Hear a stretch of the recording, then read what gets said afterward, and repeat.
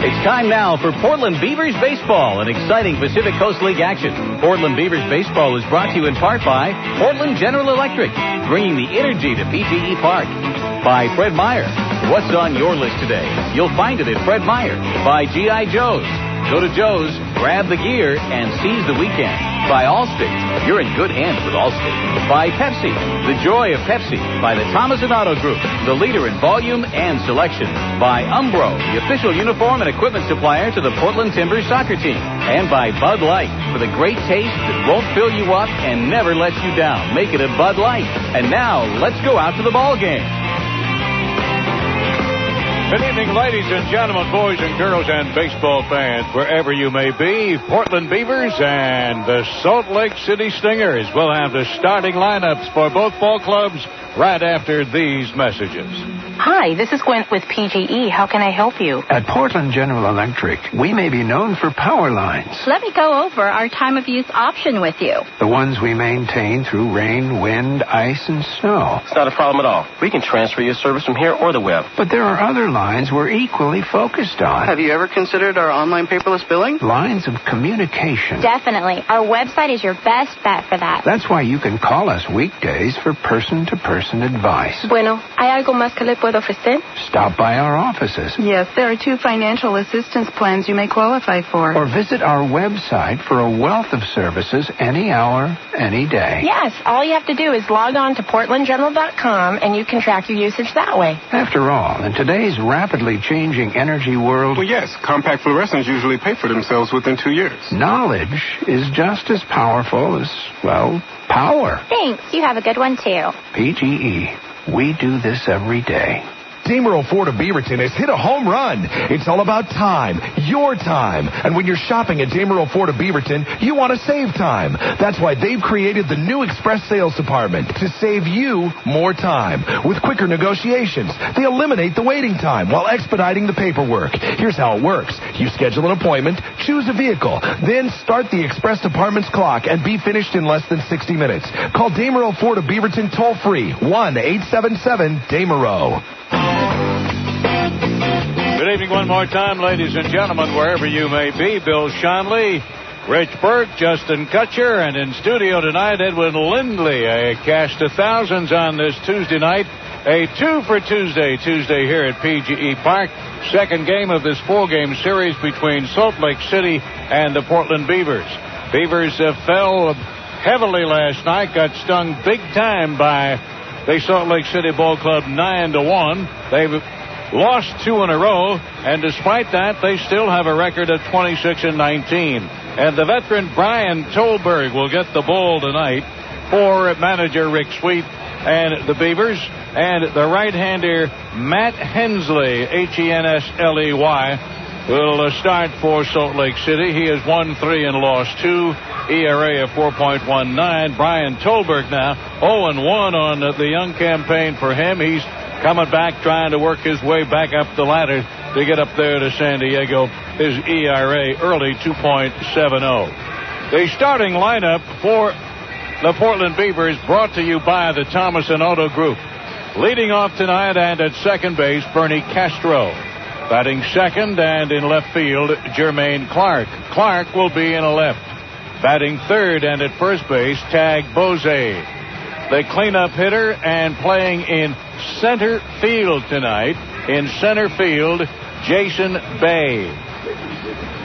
At third base, infielder, outfielder, pitcher, Alex Pelaez will be at third. The DH, Mario Valdez. The shortstop, Donato Mendez.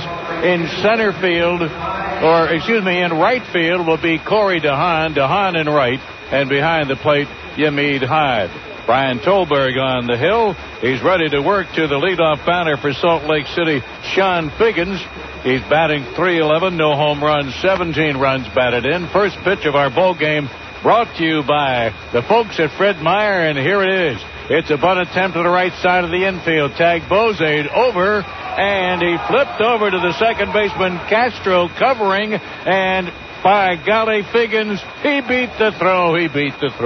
Sean's 9 days ago, the Beavers, game 2 of a doubleheader in Edmonton. There was a play just like that, a close call at first base. The call went the way of the Edmonton Trappers. The umpire who made the call, same guy who's down there right now, Ryan West. Rest at first base, Matt Schaefer at third, and calling balls and strikes tonight, Jimmy Horton. Isn't that amazing, huh? And speaking of amazing, here's an amazing player right now, the shortstop, Alfredo Amezica, batting .356, another left-handed batter. Tolberg delivers, swung on, hit down the left field line. It will be a foul ball, and just foul. That would have been double trouble, just like that. They're trying to jump on Tolberg right off the bat. Fagan Stratton back to first base. 0-1 the count to Amezica. The right fielder Gary Johnson in the on-deck circle. Amezica has a couple of home runs, 24 runs batted in. Tolberg trying to settle down now as Figgins bunts his way on and beat the throw. He sets. Tolberg comes to the plate. Amezica shows bunt, but it's low, ball one. A ball and a strike. For Figgins, he has 12 stolen bases. And what do you want to bet? He goes. 1-1 is the count. He might go right now. Inching that way. Tolberg throws over to Bozade at first base. Big Tag is at first. Bernie Castro, the second baseman. Donaldo Mendez, the shortstop. Pelaez at third. Jermaine Clark out there in left field tonight. Jason Bay is in center. And Corey DeHaan in right. Tolberg ready. Here goes the runner. Swung on and fouled back. That little guy can scamper. No doubt about that. Sean Figgins. First name spelled C-H-O-N-E, but pronounced Sean. Not Sean's, but Sean. They count 1-2 on this Tuesday night. Still have time to come on down by the ballpark. Jump on Max and come on down tonight. It's a little overcast, but no rain. We're not going to have any rain. Here's a line drive to Bozade at first base. He didn't even realize he had the ball in his glove. For a moment, I thought it was going to whistle right by him. He caught it and doubles off Figgins at first base. DP. How about that? Talking with Bozade the other day, Shaz, I said, listen, I don't think you have the greatest range in the world as a first baseman, but you use the range you have very well. That's a prime example of it right there. Just reached down and backhanded that ball. Had no idea he had it for a moment.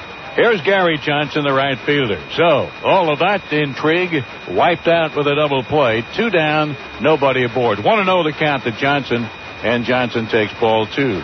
Gary in right field, he's batting .243, couple of home runs, 23 runs batted in. If he didn't come up with that ball, we're looking at first and third, nobody out right now. That's exactly right. Here's the 2-0 pitch. Breaking pitch misses low from Tolberg. So you say Sean and not Sean's. Do you ever think about naming a child Sean? Sean Lee? Hey, here you go, Sean. It's too late for that. Sean Lee. The 3-0 pitch is inside ball 4. I probably wouldn't do that anyway, but it's an intriguing thought, I must admit. Well, 2 down, and now they get another base runner. Here we go again. Rob Quinlan, the cleanup batter. And this guy is tough. He's batting .324, 25 RBIs, the Coast League's most valuable player last year. Only has 1 home run thus far. And he takes a strike. They want to work Quinlan with hard stuff. He's proven that he's a good breaking ball hitter. They want to throw him a breaking ball for a strike very often. 1 strike the count. And here comes the pitch. There goes the runner. Curveball. Here's the throw by Haight, and he's safe. So, stolen base. Speaking of stolen bases, Rich, how about last night? 7 stolen bases by the Stingers. Egad, I was tired just watching them. Well, there's number 1 tonight. They got 6 to go. And they topped the circuit with 61. The count to Quinlan, a ball on a strike. Adam Riggs on deck. Still no score. 2 out. Runner at second base. Top of the first inning. Tolberg kicks and delivers. And breaking pitch in the outside corner. Good-looking slider that time. So the count moves 1 ball and 2 strikes. Ryan Patrick Tolberg went to North Florida in his college career, and he lives in Bradenton, Florida right now. The 1-2 delivery got him looking, and he is gone. And Tolberg gets his first strikeout. Strange way to start a ball game, but they get no runs. They do have 1 hit and 1 man left on. We played a half an inning. There is no score, and the Beavers are coming up. Hey, you gotta be here to grab the gear. Better get ready to go. G.I. Joe's, your sports at all the stores. G.I. Joe's has everything you need to get out there and seize the weekend. Like a high-powered pair of Bushnell binoculars. From bird watching to sports, Bushnell will get you closer to the action. And G.I. Joe's has got them. So what are you waiting for? Go to Joe's and pick up your pair of Bushnell binoculars today. G.I. Joe's, the names you're looking for. Seize the weekend.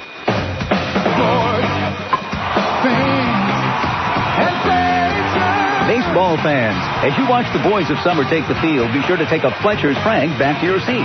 After all, nothing goes with baseball quite like a great hot dog. Get them while they're hot at PGE Park or in the meat department of your favorite store. And while you're there, look for our premium deli hams, link sausage, and stack pack bacon, too. Go Beavers from your friends at Fletcher's Fine Food.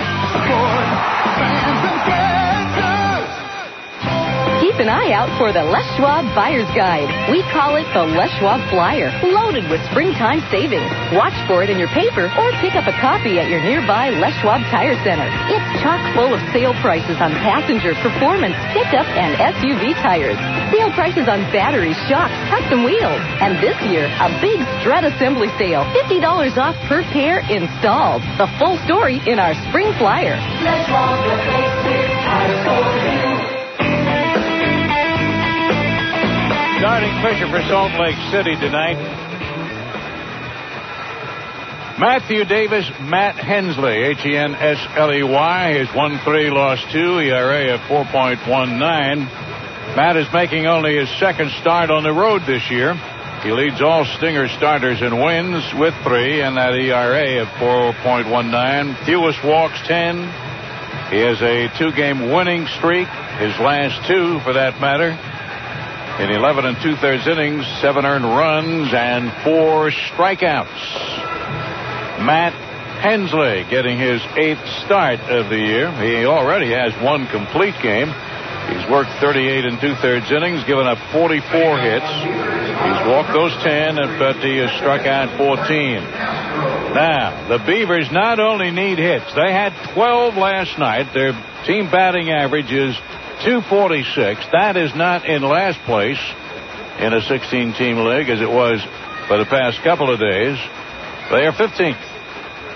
Bernie Castro to lead it off, batting .208. No home runs, 5 runs batted in. Matt Hensley ready to work. And his first pitch of the ball game is on the way. And it's swung on, and it's right to third. And Keith Johnson playing at third base today. Threw the man out. 1 pitch and 1 out. Castro sort of chopped that towards third. As a matter of fact, Keith Johnson was playing in close to home and made it an easy play. He's out of there, 5-3. 1 up and 1 down, and here is the left fielder for the Beavers, Jermaine Clark. The Beavers now have lost 7 of 9. Their worst stretch of the year. That's what they're involved in right now. They need a win desperately. Clark batting .175. Here's the pitch. And it's a strike. Clark with a couple of home runs now. 5 runs batted in. What Sweetie wants is the Castro and Clark to get aboard, but Castro could not beat the throw that time. Here's the 1-strike pitch to Clark. He takes it outside. 1 ball and 1 strike. Tomorrow night, we'll get to see Dennis Tankersley against another former Beaver, John Snyder. The 1-1 delivery inside at the letters, ball 2. 2-1. Tag Bozade in the on-deck circle. Then the final game of the series on Thursday night, Oliver Perez. 2-1 is the count. Hensley taking his old sweet time out there. Now the big guy turns and delivers and misses low. It's 3-1. 3 balls and 1 strike. Well, left-hander Rob Ramsey optioned to Class A Lake Elsinore after the game last night. And Mike Bynum has been brought back to Portland. The pitch swung on. Ground ball to the right side. Figgins has it. Actually, the first baseman, Rob Quinlan, over to the right side. And a lob to the pitcher covering. And they're at 2 down. Clark out on a 3-1 play. 2 up and 2 down. So Ramsey did not quite get the job done. Not quite ready.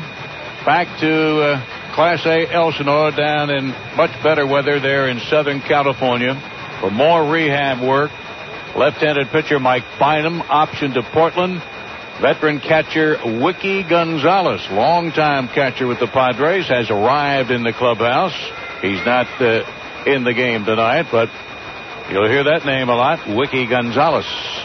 Here's the pitch to Tag Bozet. He swings and drives this one to left field. That'll be a base hit. Adam Riggs plays it on 1 hop.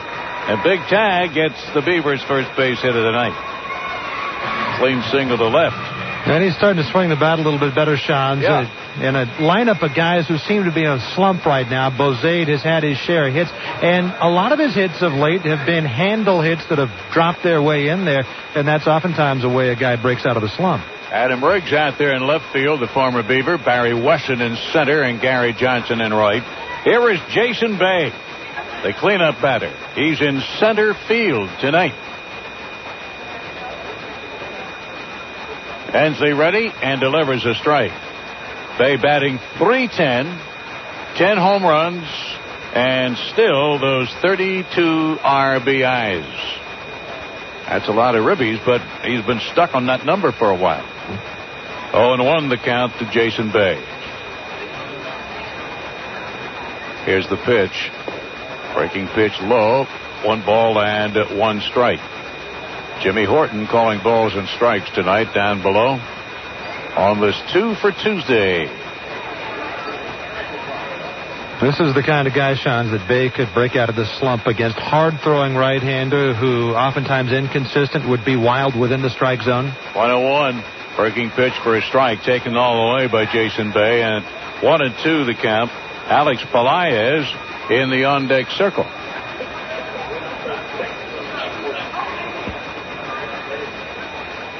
There probably will be another move tomorrow involving the Beavers. So we're trying to bring you up on all the news. Names we do not know. Situations forthcoming. 1-2 the count. Swung on. Hit in the air to right. Gary Johnson going back. He squeezes. He's got it. And the side is retired as Bay flies out to right field.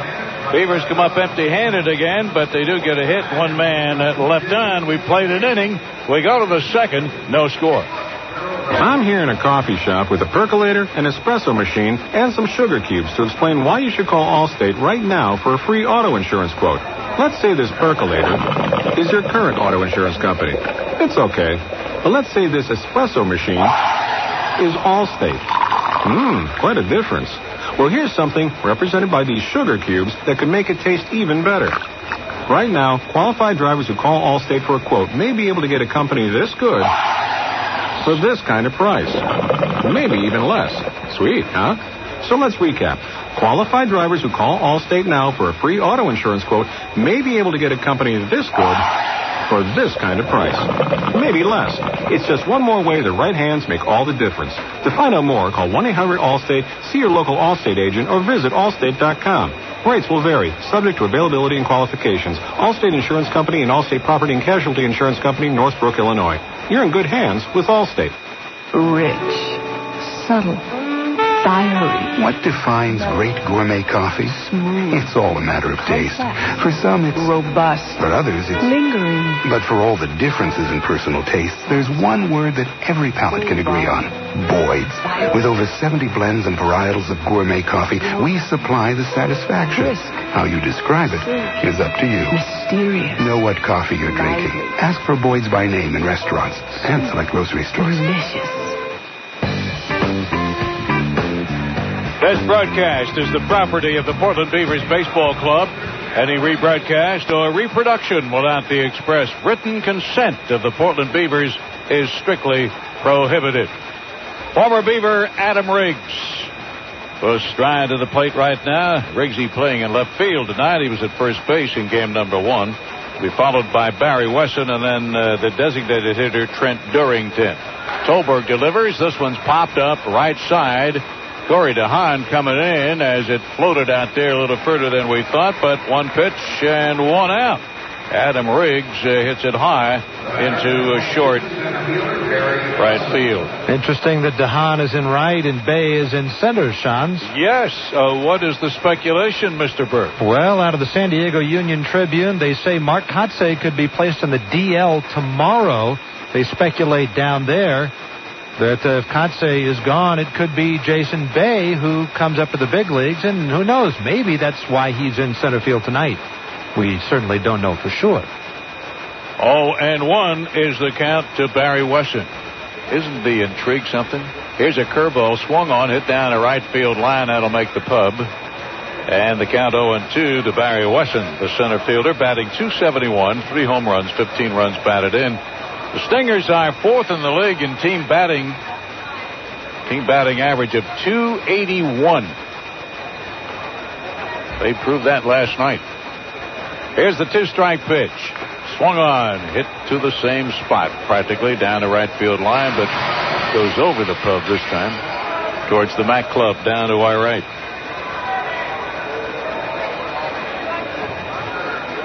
They had 7 stolen bases, the Stingers did last night, in a 9-1 win. The windup of the 2-strike pitch to Wesson. He swings and hits it to third. Pelaez across the diamond in plenty of time, and they're 2 down. Wesson goes out in a 5-3 play. The DH tonight, Trent Durrington. Big Trent batting .274. He has but 1 home run and 15 runs batted in. Salt Lake, a record of 18 wins and 24 losses. Despite that, they are 6.5 games behind Portland in the Northern Division of the Coast League. Tacoma 5.5 out, and the charging Edmonton Ball Club just 4 behind going into play tonight. Tolberg ready to work to Durrington. The windup and the pitch to the right-hander. Right there for a strike. Well, we talked about it last night, Shans. I think this Salt Lake team smells blood. They have been as many as 10 games out this year. Now they're just 6.5 out with 3 games left in this series. Yep, they're climbing. Here's the 1-strike pitch from Tolberg. Misses outside and low. Ball on a strike to Durrington. 2 up and 2 down here in the top of the 2nd inning. No score, ladies and gentlemen, in game number 2 of this 4-game series. The pitch inside at the letters, and the count 2 balls and 1 strike. Salt Lake 3rd in the PCL in runs per game, 5.43. The windup and the pitch. Curveball for a strike. Taken all the way, and that was a Dandy Brian Tolberg pitch. 2-2. Speaking of moves, this is just my own thought. I don't know if we talked about this last night or not. Maybe it was off the air we did. Maybe I should just keep my mouth shut. 2-2 is the count. The windup and the pitch. And it swung on, popped out back a second. Castro going back, but DeHaan coming in and makes the play in right field. Durrington hits one high. Short pop-up into right field. 3 up and 3 down. Nicely done by Tolberg. We go to the bottom of the 2nd inning. Still no score. Dameril Ford of Beaverton has hit a home run. It's all about time, your time. And when you're shopping at Dameril Ford of Beaverton, you want to save time. That's why they've created the new Express Sales Department to save you more time. With quicker negotiations, they eliminate the waiting time while expediting the paperwork. Here's how it works. You schedule an appointment, choose a vehicle, then start the Express Department's clock and be finished in less than 60 minutes. Call Dameril Ford of Beaverton toll-free, 1-877-DAMERO. Budweiser True Music is music created for real music lovers by real musicians. like Corey Taylor from Stone Sour. I'll just sit up in the middle of the night and be like, where's my notebook? I gotta write this down.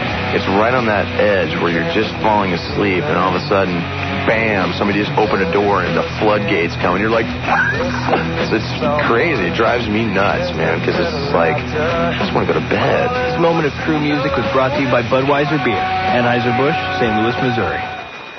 Day 24 in my quest to classify and consume every single object at AM, PM. I was so thirsty, I imagined a mermaid took me to a waterfall of golden suns. But when I belched, she swam away. Discover 12 packs of Corona for just $10.99 at AM/PM. Too much good stuff. At participating stores for a limited time. Prices may vary. You must be 21 years of age or older to purchase alcoholic beverages. AM/PM reminds you not to drink and drive. When you drink, always have a designated driver. Here's a handy reminder for all of you. You've got bill-paying choices at PGE. Online paperless bill paying allows you to receive and pay your bill online. No stamps, no hassle, all convenience. To enroll or for further information, visit PortlandGeneral.com today. Alex Pelaez got into the game in the ninth inning last night as a pitcher. Playing at third base all night, all of a sudden, Rick Sweet wanted to save his bullpen, and Alex came in and got the side out. The pitch is a strike to Alex. He's batting .270, 2 home runs, 29 runs batted in. Both Rich and I talked to Alex in the clubhouse earlier today. Said, Alex, just a minute. Here's the pitch. Swung on, and he rips it foul past first. Then the count 0-2 to Alex Pelaez. What was your best pitch last night? He said, I only have one pitch, and that's a fastball. Well, he threw something that last pitch he threw. He threw a cutter or a slider or something that got the guy to pop out. Yeah, that one. I told him, nice job, Nuke. 0-2 the count to Pelaez. Hensley on the mound. The big fella, Matt Hensley. And Hensley wheels and deals, and Pelaez chops it foul at the plate. Pelaez to be followed by the designated hitter tonight, Mario Valdez, and then the shortstop, Donaldo Mendez. No score in their ball game, bottom of the second inning on this Tuesday night. Pelaez stands in now. His teammates were all over him for the job he did last night. But he saved the day. Got the side out in order. 1-2-3. Here's the 2-strike pitch. He swings and rips it foul to the left side. What's funny about baseball, Sean, teammates get on you when you do things well. They get on Pelaez because he got 3 guys out. You know, had he given up a couple of bombs, they wouldn't have said anything to him. Jason Bay wins the April Player of the Month award, and they decorate his locker in flowers. If he had been, well, for example, this month, the way he's playing, they're not saying anything to him. They'd have draped it with black. Here's the 2-strike pitch, way outside and low, and the count 1 ball and 2 strikes to Alex Pelaez to lead it off here in the bottom of the second inning. Keith Johnson is at third base tonight for Salt Lake. Amesica there at shortstop. Sean Figgins at second base. Rob Quinlan is playing at first. 1-2 the count on the way to Alex Pelaez. He swings and misses, and he is out of there. That's strikeout number 1 for Hensley. That's something you don't see Pelaez do very often, chase a high fastball. Yeah, that was way high, much too high. That's what kind of slump he's in. Mario Valdez. I also told him, I said, the word is out. You are starting in 5 days. Be about panic. Valdez stands in now. He's batting .315, 4 home runs, 15 runs batted in. He's doing much better at the plate, no doubt about it. This kid is the windup and the pitch. Misses outside from Matt Hensley, who has won 3 and lost 2. His ERA 4.19. No score in our ball game. Each side with a hit, but nobody has anything on the board yet. 1-0 to Valdez, and here's the pitch. Misses outside to the left-handed batter. 2-0. Donaldo Mendez, and then Corey DeHaan and Yamid Had in that order. 2-0. Well, Hensley doesn't have anything to do before the night is out, does he? 2-0 the pitch outside, ball 3. As compared to Brandon Emmanuel last night. About the same size, but he worked rather quickly. But Hensley, he's not going anywhere. He's here at the ballpark to stay for the duration. 3-0 the count. Finally rocks, and here's the pitch. Yeah, it's a strike. The old automatic, 3-1. Hey, he's a San Diego guy. He's laid back. Laid back. Yeah, that's right. That's all right. 3-1. De Valdez, 1 down, nobody aboard. The turn and the pitch. Swung on. Hit high to right. Gary Johnson moving over to his right, and he makes the play.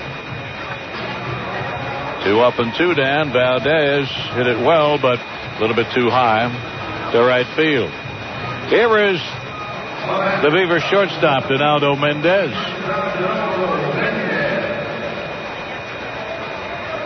So we'll probably see the veteran Wiki Gonzalez behind the plate tomorrow night. Been upstairs for quite some time, and now has been optioned to Portland.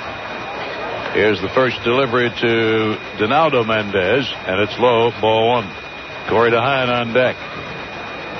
Who is going to break out of it tonight?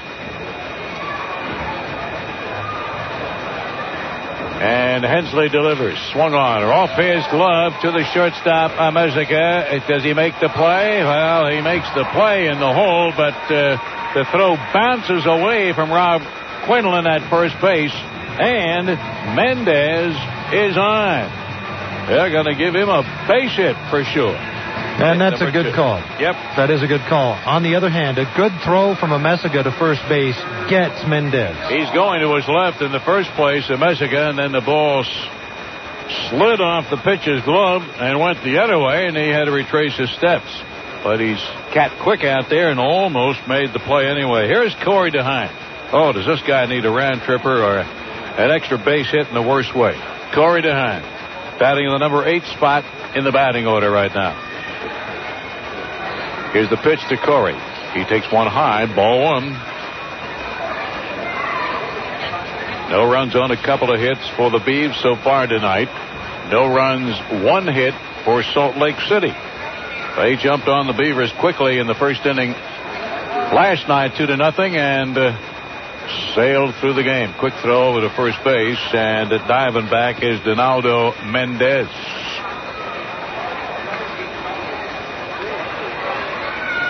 Donaldo has 1 stolen base this year. Will Sweetie send him? I doubt it. 1 ball and no strikes to Corey DeHaan. The pitch way inside to Corey. Ball 2.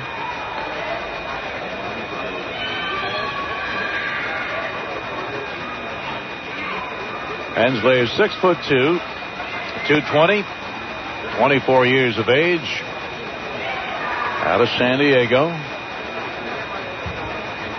Runner takes his lead. Hensley takes his time. And here's the pitch.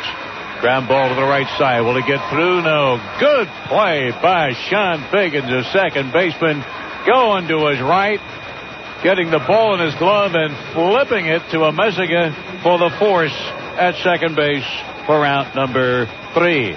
So the Beavers come up with no runs. They do get a hit and 1 man left. We played 2. We go to the 3rd. No score.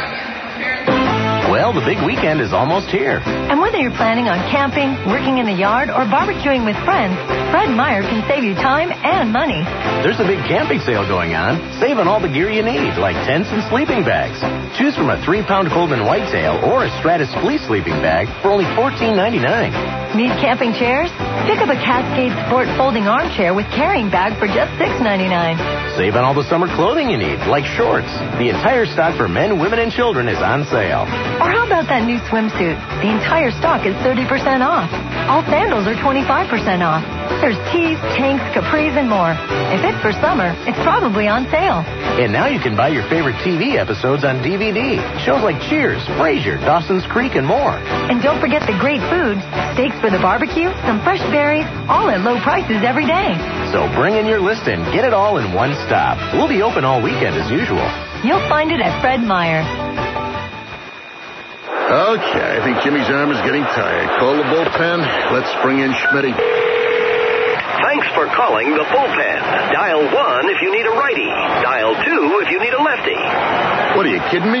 Ooh, that's not good. Let's try that again, using a Nextel with the walkie-talkie feature. Okay, let's bring in Schmitty. Looks like they're bringing in a lefty. That's more like it. Nextel. Life's better when you get right through. Call 1-800-NEXTEL9 or shop at Nextel.com. Portland Beavers baseball being brought to you in part by PGE. We've played 2, ladies and gentlemen, on this Tuesday night. There is no score. Beavers have a couple of hits. Salt Lake City with 1 hit. Beavers whip that baseball around the infield, and we're about ready to let loose here in inning number 3. And for more play-by-play, here is Rich Burke. Okay, Sean, thanks a lot. No score, top of the 3rd. Brian Tolberg has given up 1 base hit, that a bunt single to start the game to Sean Figgins. Also walked 1. He's retired the last 4 to face him. 1 strikeout. Tolberg, the right-handed Floridian, ready and deals, and a fastball taken high by Keith Johnson, ball 1. It's Johnson and Johnson for the Stingers. They've got Gary and Keith. Fastball popped up back of the plate, up onto the roof, and out of play. 1-1 to Keith Johnson. No relation to Gary. Gary is the right fielder. Keith is the third baseman. Keith, 32 years old. Originally a 4th rounder by the Dodgers, 1992. The 1-1 from Tolberg. Breaking ball swung on, and the fly ball towards center. Bay ambles a few steps to his left, looks up into the cloud cover, and brings it in.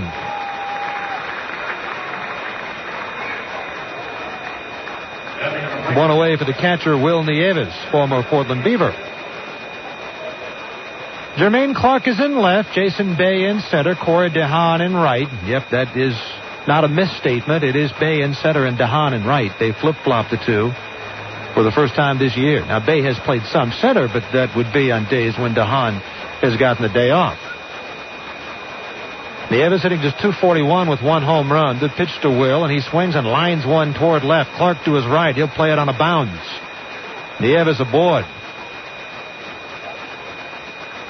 If Clark had come in on that ball, I thought he might have been able to catch it, but he elected to play it on a hop. Could just be perception from up here where we sit. Either way, a 1-out single for a very likable guy, former Beaver Will Nieves. And that'll bring up Sean Figgins' bunt single, his first time up. Switch hitter batting left-handed against the right-hander Brian Tolberg. Tag Bozade at first, Bernie Castro at second, Donaldo Mendez at short, Alex Pelaez at third. Yamid Hod back at the plate. Hod glancing into the dugout. Out on the hill, Brian Tolberg. A look at first, and the pitch on the way, taken on the outside corner, 0-1. Now, it's not often that a Beaver catcher will get pitches called from the dugout. Rick Sweet wants these guys to learn through trial and error how to call games themselves. But oftentimes, pitch outs and things like that are called from the dugout. A look at first. Hod sets up inside corner. 0-1 breaking ball popped up. Third base side. Pelaez out. Mendez out. Clark in. Donaldo in shallow left hauls it in. And they're 2 away.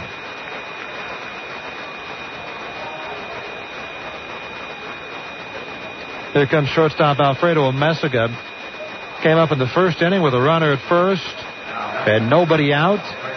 And smoked one toward first. It was backhanded by Tag Bozade and turned into a double play. Now, if that ball rattles around down in the corner, Figgins might have scored. At least would have been a first and third situation. Tolberg a look at Nieves at first. Wilbert hasn't stolen a base this year. Didn't steal one last year for Portland. Fastball swung on a miss. Snap throw by Hod back in Nieves. And Will gets back in. Now, Will is a catcher. He should know better than that. On an exact play just like that, Yamid Hod threw out a runner up in Edmonton. Got Termel Sledge kind of wandering back of the bag without paying a whole lot of attention. Odd sets up inside corner. The 0-1 to Amesiga. Breaking ball in there. 0-2. Brian Tolberg, 6'3", 195 pounds. A 30-year-old, one-time free agent signee into the Independent Frontier League. Nobody wanted him out of the University of North Florida. He has worked his way to the bigs and trying to get back. The 0-2, Nieves goes, and it's slapped toward third. One hopper to Pelaez, who straightens up and throws out the speedy Amesiga, and the side retired. A single by Will Nieves, nothing else. We head now to the bottom half of the third inning. Salt Lake, here in Portland, no score. You know that feeling you get the first day you start a new job? It's a nervous excitement in the pit of your stomach, because you know everyone's looking at you, wondering who you are and what you're going to do. Well, that's kind of like what we're going through. We're Comcast, and we're your new cable company. And we know that right now, all eyes are on us. And that's okay. We're the new guy, and that's how it goes. But we hope you'll give us a chance, because we promise we're going to be committed. We're going to be dedicated. And every day, we're going to be there for you, doing our best to help you connect to all the things you love most. Because that's our mission. That's what we do. And we're confident that once you get to know us, you'll be just as glad to have us as we are to be here. We're Comcast, and we're ready to work. Comcast, proud to be Portland's new cable company.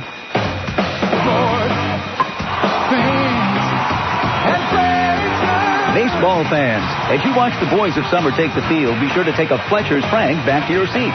After all, nothing goes with baseball quite like a great hot dog. Get them while they're hot at PGE Parks or in the meat department of your favorite store. While you're there, look for our premium deli hams, link sausage, and stack pack bacon, too. Go Beavers from your friends at Fletcher's Fine Foods.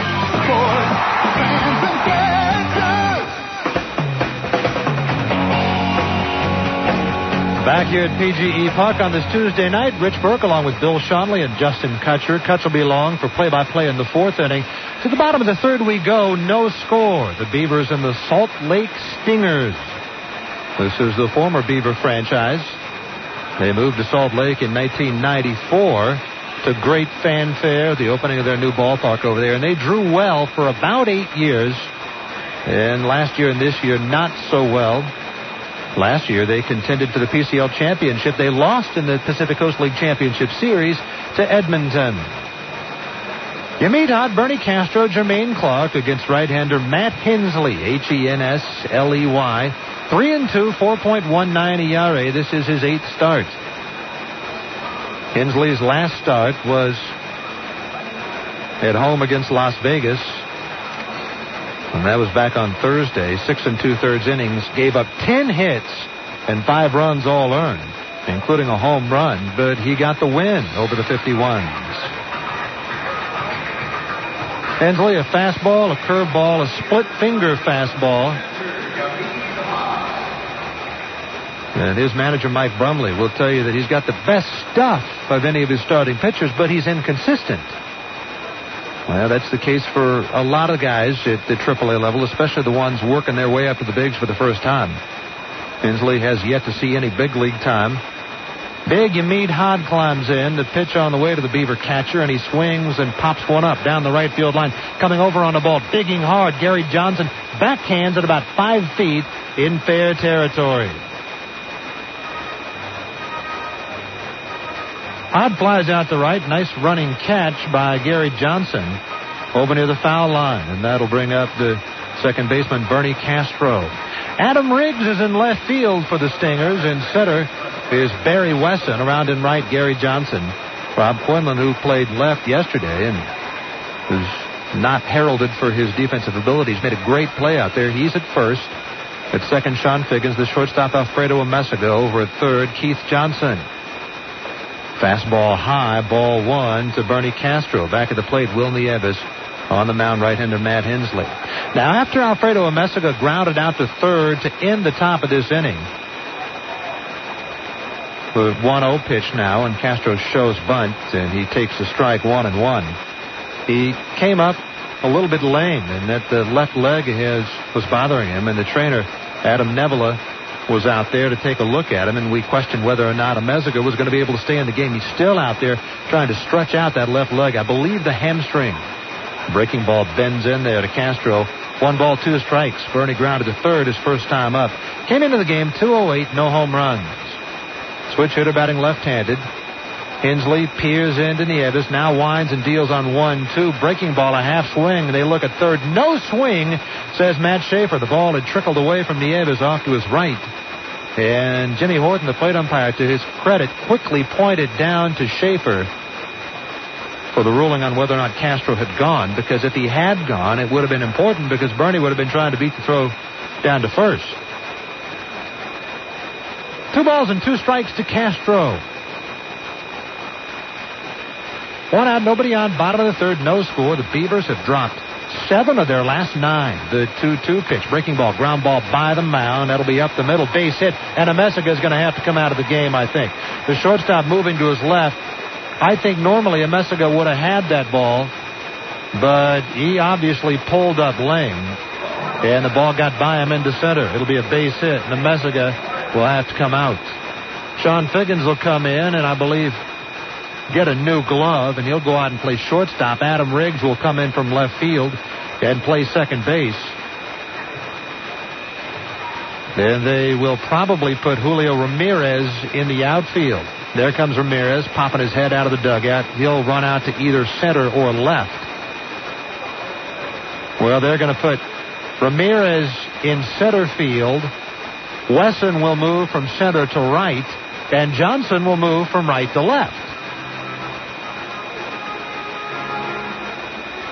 So a whole boatload of moves here because of the pulled hamstring by Alfredo Amezaga. Now, it's not often when a guy comes out of a game when you know exactly what happened, but we do with Amezaga.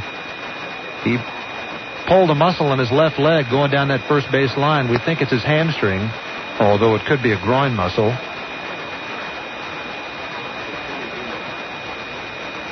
And so that causes a shuffle. Amezaga coming out of the game now following the base hit by Bernie Castro. And that means that Sean Figgins moves from second to short. Adam Riggs moves from left to second. Gary Johnson moves from right to left. Barry Wesson moves from center to right. And Julio Ramirez comes into the game to play center. So he will bat in Alfredo Amezaga's number 2 slots in the lineup. And Ramirez plays a quick game of catch with Barry Wesson. And so he is ready to go now. So base hit for Bernie Castro, 1 on, 1 out. Castro has stolen 14, been caught 3 times. Bernie will be held on over there at first base by Rob Quinlan. Snap throw to first base. Castro dives and just does get back in. Jermaine Clark at the plate, grounded out to first his first time up. Big open hole on the right side for Clark to work with. Jermaine, very likable, very talented. And it's just over the past week or so when he's beginning to show his abilities. Claimed on waivers by the Padres from the Texas chain earlier in the year.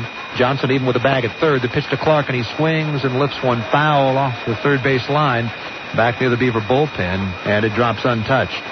0-1 to Clark.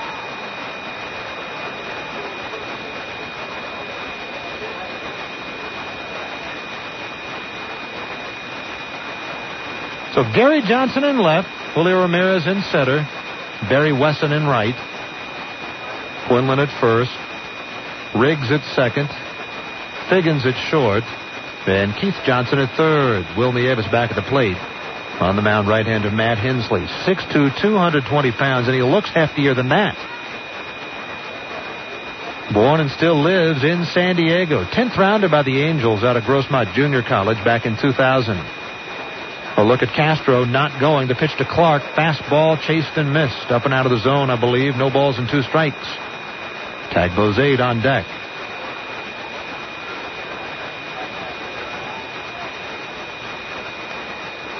Beaver manager Rick Sweet is down in the third base coaching box. Deals the signs to both Clark and Castro. Hensley's got Clark by the neck. 0-2. Throw to first base. Bernie dives back in.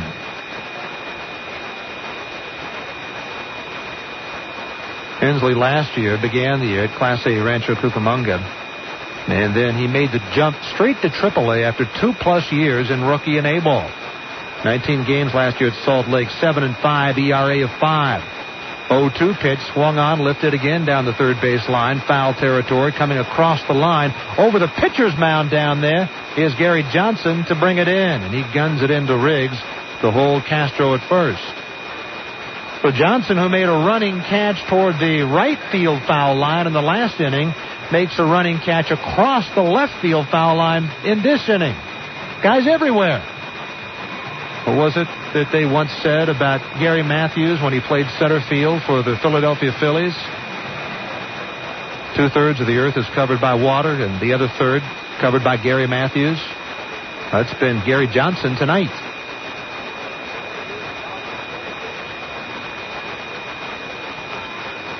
Here's Bozade. He singled his first time up. Tag takes a curve ball in there, 0-1. No score, bottom of the third. Beavers have a hit in each inning. They haven't been able to get a runner to second base. That certainly wasn't their problem last night. They got lots of runners to second base, but they were just 1 for 14 with runners in scoring position. No score, bottom of the third. Hensley checks Castro. The 0-1 pitch swung on and driven toward deep center field. Back goes Ramirez on the track. At the wall, leaps. Did he catch it? Yes, he did. Robs a home run from Tag Bozade. Julio Ramirez just into the game as a defensive replacement because of the pulled hamstring of Alfredo Amesaga, with his glove a good 2 feet above the left center field fence. Robs a home run from Tag Bozade. We go to the fourth, no score. Dameril Ford of Beaverton has hit a home run. It's all about time, your time. And when you're shopping at Dameril Ford of Beaverton, you want to save time. That's why they've created the new Express Sales Department to save you more time. With quicker negotiations, they eliminate the waiting time while expediting the paperwork. Here's how it works. You schedule an appointment, choose a vehicle, then start the Express Department's clock and be finished in less than 60 minutes. Call Dameril Ford of Beaverton toll-free, 1-877-DAMERO. Budweiser True Music is music created for real music lovers by real musicians, like Chris and Roger from Less Than Jake. I usually don't put stuff down on tape, because if it's not good enough to remember, then it's not good enough riff. So I have a bunch of stuff in my head that we go to write an album, I'll just start purging those ideas. Every little scrap of an idea that I have, I just record, and then I have this huge collection, and I listen to it, and I pick out stuff. I should do that. I'm going to do that.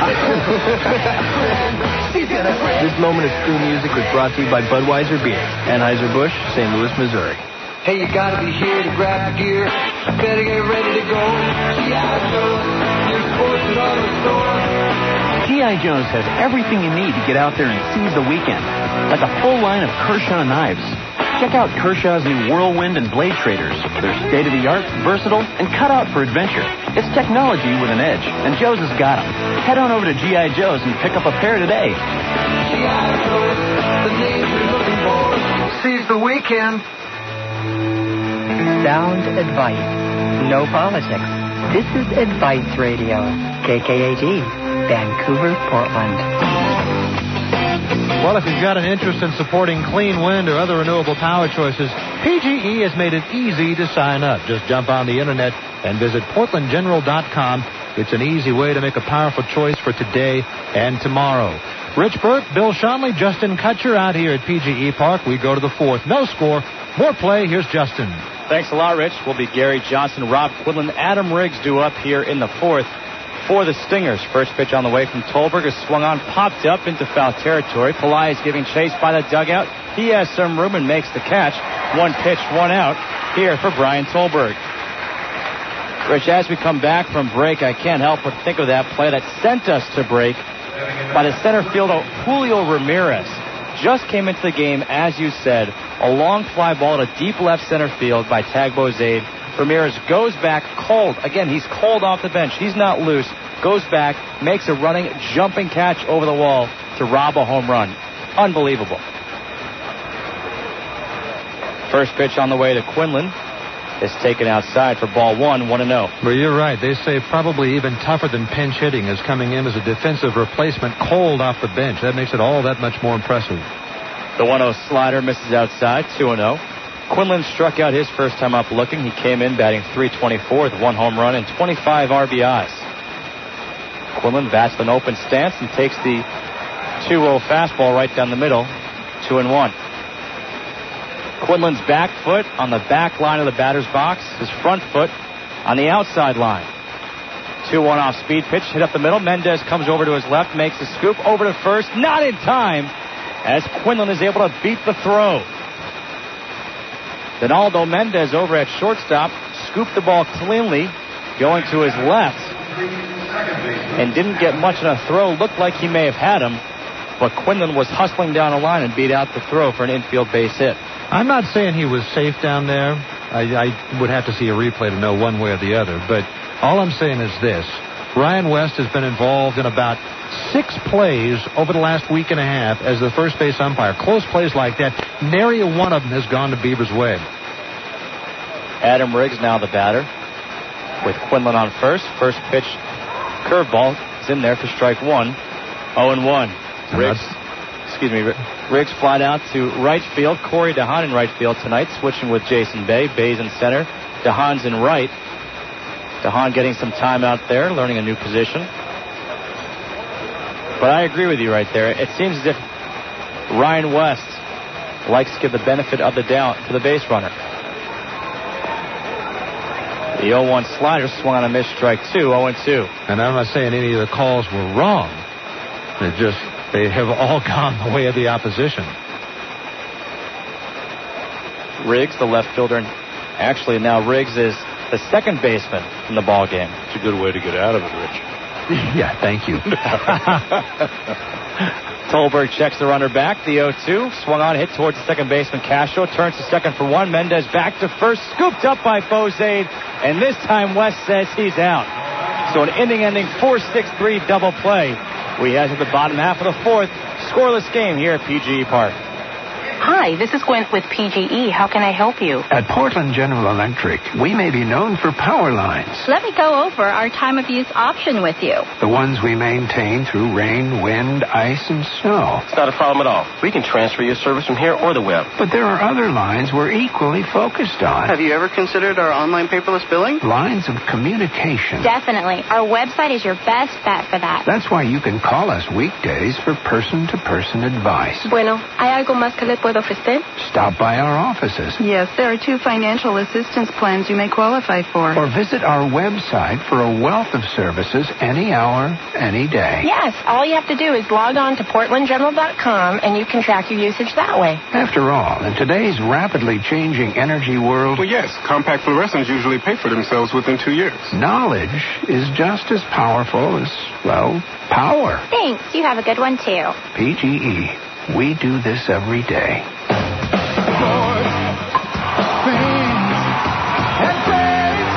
Baseball fans, as you watch the boys of summer take the field, be sure to take a Fletcher's Frank back to your seat. After all, nothing goes with baseball quite like a great hot dog. Get them while they're hot at PGE Park or in the meat department of your favorite store. And while you're there, look for our premium deli hams, link sausage, and stack pack bacon, too. Go Beavers from your friends at Fletcher's Fine Foods.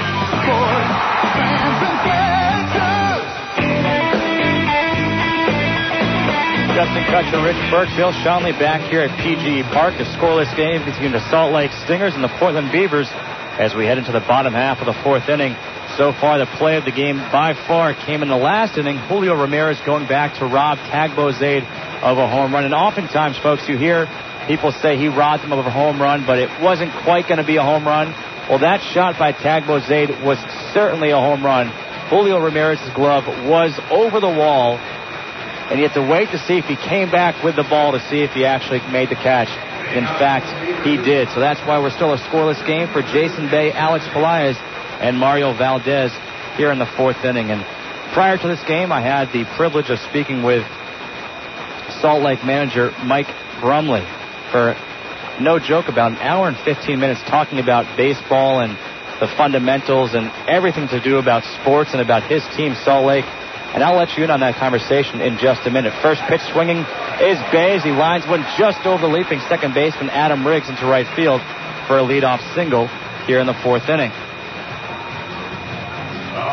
we talked about the fundamentals of baseball, and I asked him if he thought that people take the fundamentals for granted now. Players take the fundamentals for granted. They don't back up a certain position. They don't know how to bunt. They don't do this. They don't do that. He said yes and no. He thinks the fundamentals have changed over the last 15 years, and now it's more of a focus on turning a double play, of still getting that bunt down. He says he goes over turning a double play every day in field practice. First pitch to Pelaez is a curveball that he cannot check a swing on as it bounced in the dirt for strike one. 0-1. He also told me about this team, about how to get them up for a game. And he says there are 3 things he focuses on. 3 A's. Atmosphere, attitude, and appetite. You have to have the appetite to go out there and play. You have to have the attitude to want to win. And the atmosphere has to be a good one in the clubhouse. And that's the problem so far. There hasn't been any cohesion in this team to get a good atmosphere. Bayes the runner on first. The 0-1 to Pelaez is hit towards the third baseman, Keith Johnson. Johnson backhand throws to second for 1. Over to first. Not in time, as what do you know, Ryan West calls Pelaez safe down there at first base in a bang-bang play. A nice backup scoop by the third baseman, Johnson. Quick throw over to the second baseman, Riggs, but they could not turn a double play. So now Pelaez is the runner on first base. That brings up Mario Valdez, one of the hottest hitters on this Portland Beavers team in the month of May. 2 more hits in last night's ball game. In the month, over 400 with 7 doubles. Valdez came in batting .315 with 4 home runs, 15 RBIs. Hensley working from the stretch. First pitch fastball right back up the middle. Figgins going to step on second for 1. Over to first. Inning ending 6-6-3 double play. We head to the 5th, still scoreless. You're listening to Beavers Baseball here on 1550 KKAD. Rich, subtle, fiery. What defines great gourmet coffee? Smooth. It's all a matter of taste. For some, it's robust. For others, it's lingering. But for all the differences in personal taste, there's one word that every palate can agree on. Boyd's. With over 70 blends and varietals of gourmet coffee, we supply the satisfaction. How you describe it is up to you. Mysterious. Know what coffee you're drinking. Ask for Boyd's by name in restaurants and select grocery stores. Delicious. If ever there was a time to buy tires, this is it. We've got just what you need, in stock and on sale. Like to travel on road or off, you'll find the perfect tire at a great sale price. Selected custom wheels, batteries, and shocks on sale too, including our popular RMX. Plus, our biggest front assembly sale ever, $50 off per pair installed. Les Schwab, right now, some of the best savings of the year. Dameril Ford of Beaverton has hit a home run. It's all about time, your time. And when you're shopping at Dameril Ford of Beaverton, you want to save time. That's why they've created the new Express Sales Department to save you more time. With quicker negotiations, they eliminate the waiting time while expediting the paperwork. Here's how it works. You schedule an appointment, choose a vehicle, then start the Express Department's clock and be finished in less than 60 minutes. Call Dameril Ford of Beaverton toll-free, 1-877-DAMERO. Catch all the Beavers action on OregonLive.com, including live game coverage. You'll always get the latest scores, schedules, and player information, and you can talk baseball in the Beavers Forum. OregonLive.com is proud to sponsor the Portland Beavers. OregonLive.com, they've got your sports covered. We head to the 5th scoreless ball game for more play-by-play. Here's the Shants. All right, Justin, thank you very kindly. Ladies and gentlemen, yes, we go to the 5th inning. It'll be Barry Wesson to lead it off against Brian Tolberg, then Trent Durrington and Keith Johnson. No score in our ball game. Wesson now in right field. He started the game in center field, grounded out to third first time around, swings at a breaking pitch from Brian Tolberg, and the count, no balls and 1 strike. Wesson was 1 for 5 and scored a run in last night's ball game, with Salt Lake City won 9-1. The pitch, fastball for a strike, 0-2, and Tolberg is pitching himself quite a ball game. He's allowed no runs, no walks. He has struck out 1 and only 3 hits. Here's the pitch. misses high for ball one. 1 ball and 2 strikes. Wesson started the day batting .271. They have a team batting average of .281. That's 4th in the Pacific Coast League. Tolberg rocks and delivers 1 and 2. Swung on, lined right to Mendez at shortstop. 1 up and 1 down here in the top of the 5th inning. That'll bring to the plate the designated hitter, Trent Durrington. He popped one up into short right field the first time around, Durrington. He was 1 for 3 and scored a run in last night's ball game.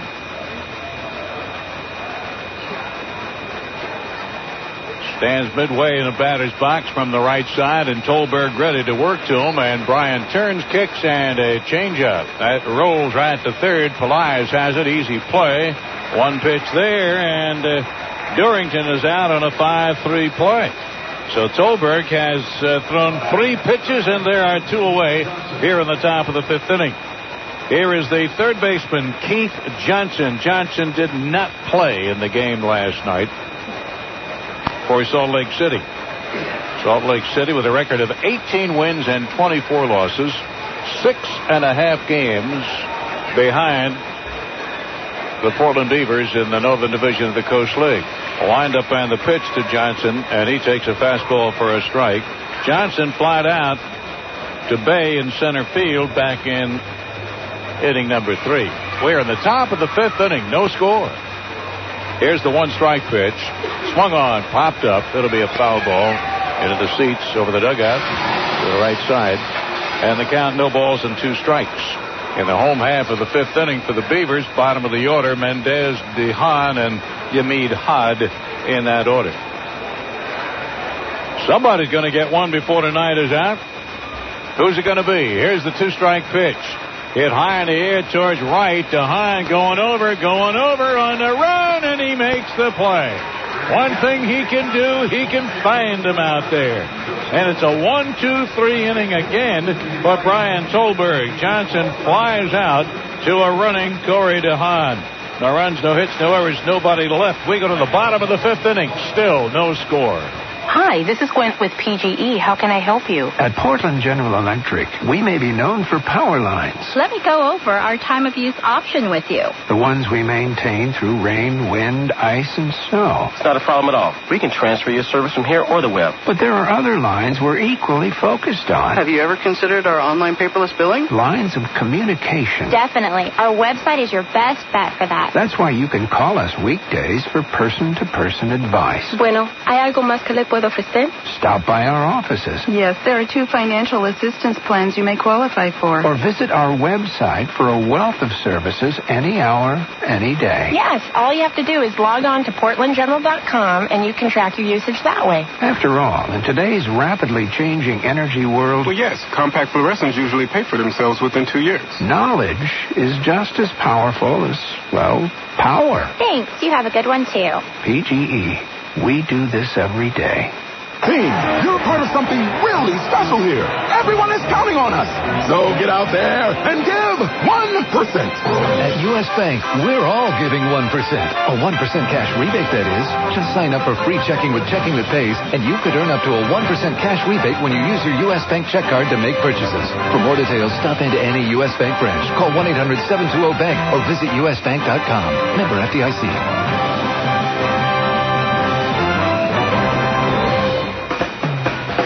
Portland Beaver Baseball being brought to you in part by PGE. To the bottom of the 5th inning, and no score in our game. No runs, 3 hits, no errors for Salt Lake City.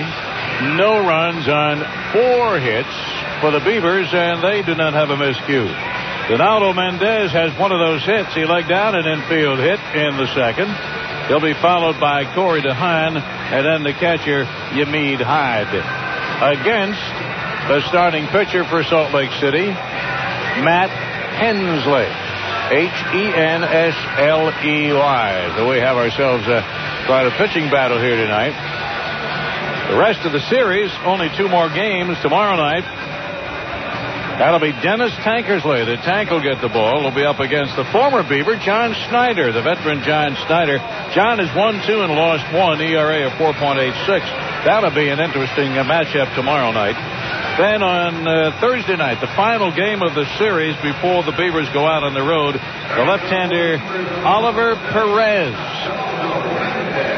had a terrific outing the other day. That'll wrap up this homestand. Beavers will not be back until the 31st of the month.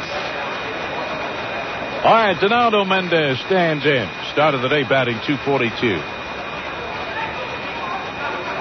Legged out that infield hit, as we told you, back in inning number 2. And Matt Hensley, whenever he's ready, he's going to deliver the ball. He stands there, now decides to turn and let her fly, and it's a strike.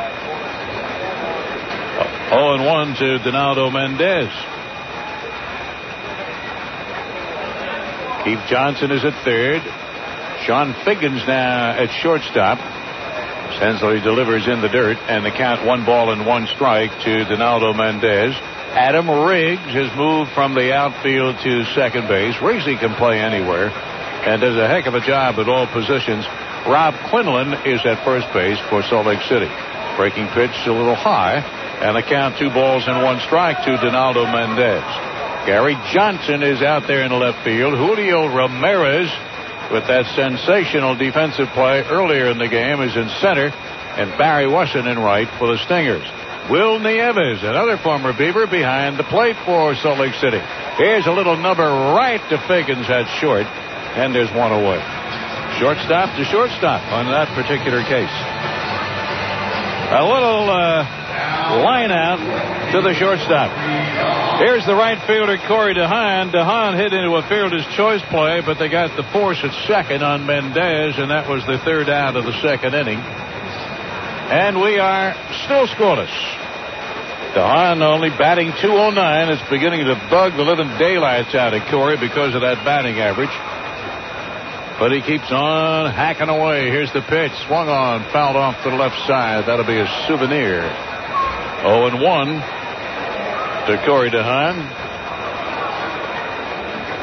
Along with Rich Burke, Justin Kutcher, yours truly, Bill Schonley, this Tuesday night. Here's a strike. 0-2 to Corey DeHaan. Well, you have no points on the board as of the moment. 0-2 the count to Corey DeHaan. Hensley ready again. He rocks, turns, kicks, and lets it fly. And Corey swings and fouls it back.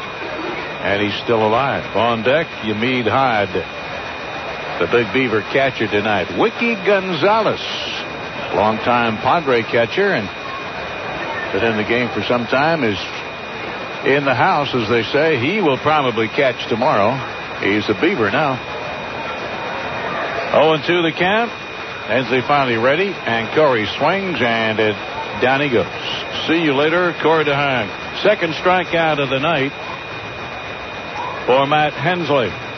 2 up and 2 down here in the bottom of the 5th inning. Yamid Hyde will now stride to the plate. He hit a long one to right field, but that was caught. That was in the 3rd. Let's see if he can get good wood on one. Boy, Bozade almost. Game of inches, they say. And that was the case. Julio Ramirez robbing tag. Here's a swing and a foul ball past 3rd. Robbing tag of a home run, or the Beavers would have been on the board. But such was not the case. We are scoreless here this Tuesday night. Last night, Salt Lake City all over Portland. They won that game 9-1. Here's the 1-strike pitch. Outside, a ball and a strike. 1-1. On deck, Bernie Castro, the Beaver second baseman. Beavs have 4 hits, and the Stingers have 3 tonight. And it's a pitcher's battle. The pitch swung on, foul ball past Rick Sweet at 3rd. And the count 1 ball and 2 strikes. Dennis Tankersley tomorrow night. Always an interesting game when the Tank gets the ball. And then Oliver Perez, the left-hander, on Thursday night. So a couple of good nights. Terrific starting pitchers final 2 games of this series. Swing and a miss, and down goes Yamid Hyde. I don't know what he was thinking there. That pitch was way outside. He went fishing and came up with nothing. 3 up and 3 down. We played 5. We go to the 6th. No score. Pepsi presents Shakira. I'm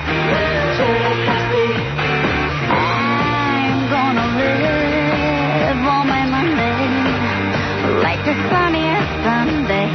I'm gonna go through life every moment thinking of you always. I'll be there to beat your fears in over 365 days a year. So this is what I say. Knock on my door. You know I'll be in town. Come ask for more. Don't let me down. What is up? What is on? What is left? What is gone? I'm gonna give it up for you, baby. You can't consider it done.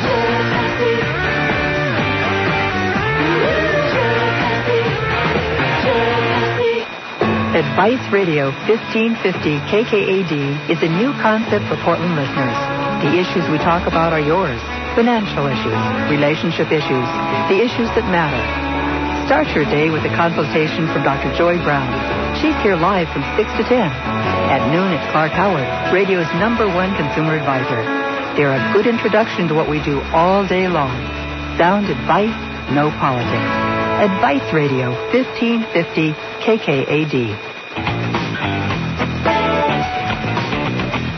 Time now to go to the 6th inning, and we are in a scoreless ball game on this Tuesday night. Sort of overcast.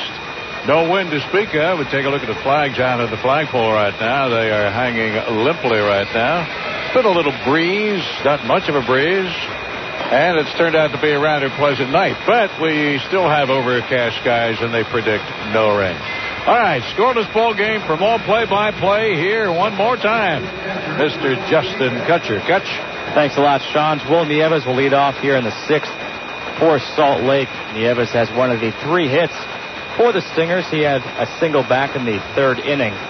And he'll face Brian Tolbert, who's been efficient through 5. Through the first 5 innings, he has 3 1-2-3 innings. The first pitch on the way to Nieves is an off-speed pitch taken on the outside corner. Strike 1, 0-1. 46 pitches for Tolbert through 5 innings. Not too shabby. The 0-1 fastball inside, misses too far inside, 1-1. Nieves doing the catching tonight, came in batting .241, 1 home run, 10 RBIs. It'll be Sean Figgins and Julio Ramirez to follow. There's a drive down a left field line, giving chase is Clark by the foul line, makes the catch about 1 foot in fair territory. So 1 up, 1 down here in the 6th.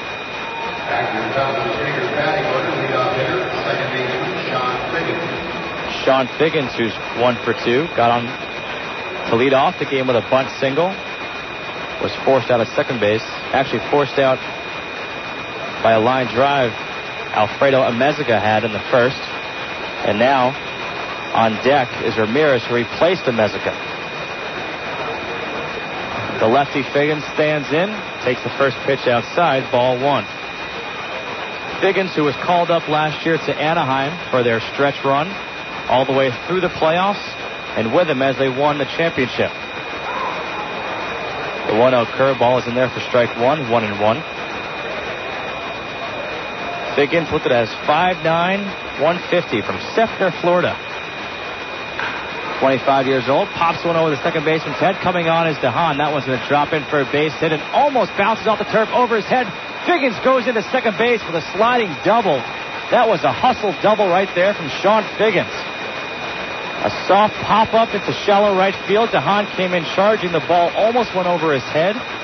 He jumped up to grab it, and Figgins had 2 on his mind the entire time and got there for a 1-out double. So that's where speed comes into play, and this team leads the PCL with 60 stolen bases, including 7 in last night's ball game. The most the Beavers have given up this year.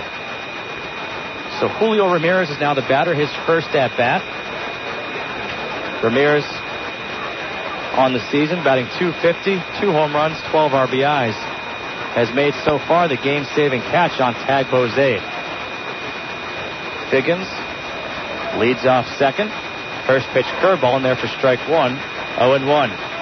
Figgins on the season, 12 stolen bases, has only been caught once.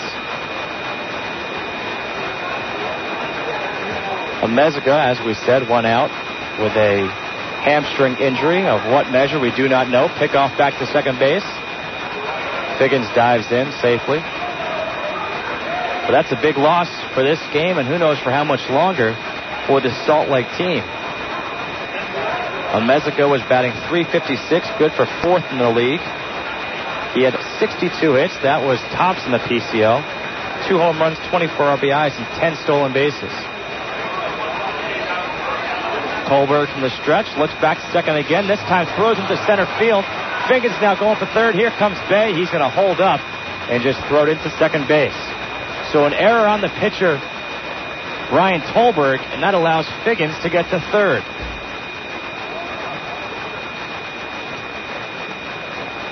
That's what speed can do for you. You can get inside a pitcher's head. 2 throwovers to second base in a row. How often have you seen that one? You certainly don't see it often to second base. And a better pickoff throw might have actually been close to getting him. And now they bring the infield in. Infield flying in against Julio Ramirez.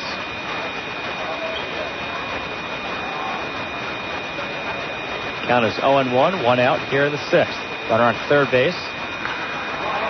Fly ball to right field. Going back on it is DeHaan. DeHaan and Bay converging. DeHaan can't make the running catch. And that one's over the wall for a ground rule double. And that one's going to score Figgins from third.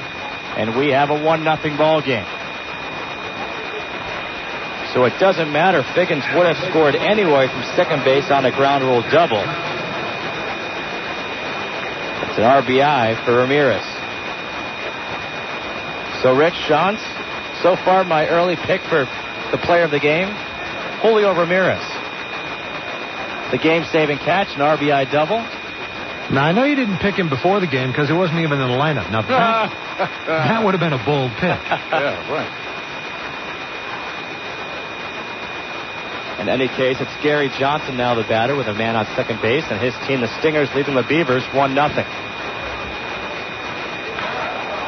Check swing over the head of Tolberg, coming on as Mendez makes the play. 2 outs as Ramirez goes over to third base.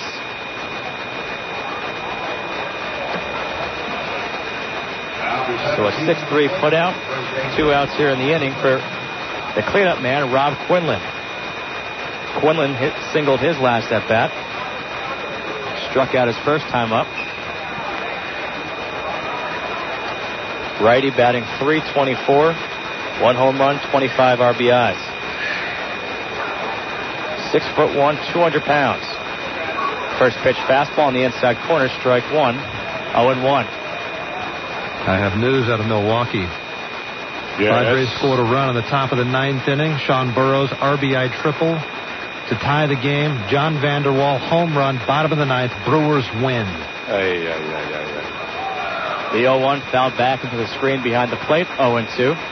So for the second straight night, the Padres come up just short, huh? Yes, and they have now lost 7 straight. On the bright side, Burroughs was 3 for 5. He has his batting average up to .276, and we're told he's playing solid defense down there. So you look for a bright spot in these times of difficulty, and that would be it. Burroughs as well as Xavier Nady. The 0-2 fastball misses high and outside. 1-2 to Quinlan.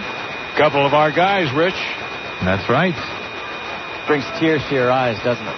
Well, really. Well, we're happy for them. Yeah, both those guys are great guys, both Burroughs and Nady.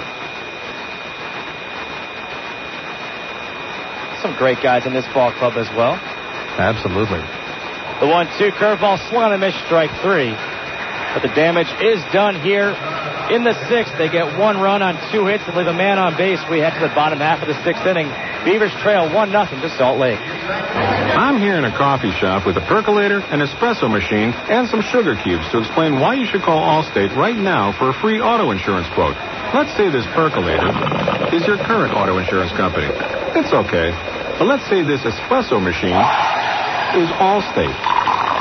Quite a difference. Well, here's something represented by these sugar cubes that could make it taste even better. Right now, qualified drivers who call Allstate for a quote may be able to get a company this good for this kind of price. Maybe even less. Sweet, huh? So let's recap. Qualified drivers who call Allstate now for a free auto insurance quote may be able to get a company this good for this kind of price. Maybe less. It's just one more way the right hands make all the difference. To find out more, call 1-800-ALLSTATE, see your local Allstate agent, or visit allstate.com. Rates will vary, subject to availability and qualifications. Allstate Insurance Company and Allstate Property and Casualty Insurance Company, Northbrook, Illinois. You're in good hands with Allstate. When it comes to baseball, nothing beats a night at PGE Park.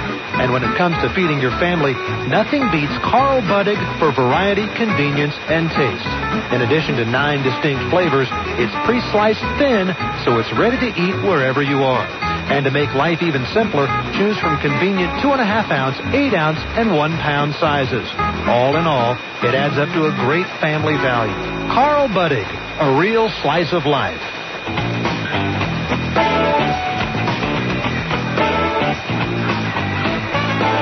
Bottom of the 6th, 1-0's the score. Salt Lake leads the Beavers. 1 run on 5 hits, no errors for the Stingers. No runs on 4 hits, 1 error for the Beavers. It's going to be the leadoff man, Bernie Castro, to start the inning with Jermaine Clark and Tagbo Zaid coming up afterwards. Bud Light would like to take this opportunity to remind you to drink responsibly. If you are going to drink, please don't drive. Together, we can all make a difference. Bernie Castro, 1 for 2, singled his last time up, rounded out to third base his first time up. Castro came in batting .208. No home runs, 5 RBIs. Did have 14 stolen bases. He's in the top 5 in that category in the PCL. Still on the hill is Matt Hensley. First pitch on the way to the switch hitting Castro's, taken outside for ball 1, 1-0. Hensley, fastball, curveball, splitter. Best pitch, the fastball. Has a tailing movement as well as a sinking movement. Looks into his catcher, Nieves. 1-0 fastball right down the middle. Strike 1, 1-1. Hensley hovers around 88 to 91. The 1-1 curveball in there for strike 2, 1-2. So we know the bunt is now out of play for Castro. Third baseman Keith Johnson backs up just a bit. And the 1-2 pitch swung on line, foul down the first baseline off the screen in front of the Widmer Brothers Pub and Grill. And it remains 1-2. Portland came in 26-19, a 4-game lead over Edmonton, 5.5 game over Tacoma, and 6.5 over these Stingers. But they have struggled of late, 2 in their last 9 games. 1-2 fastball, fouled back out of play. Castro just able to get a piece of that one.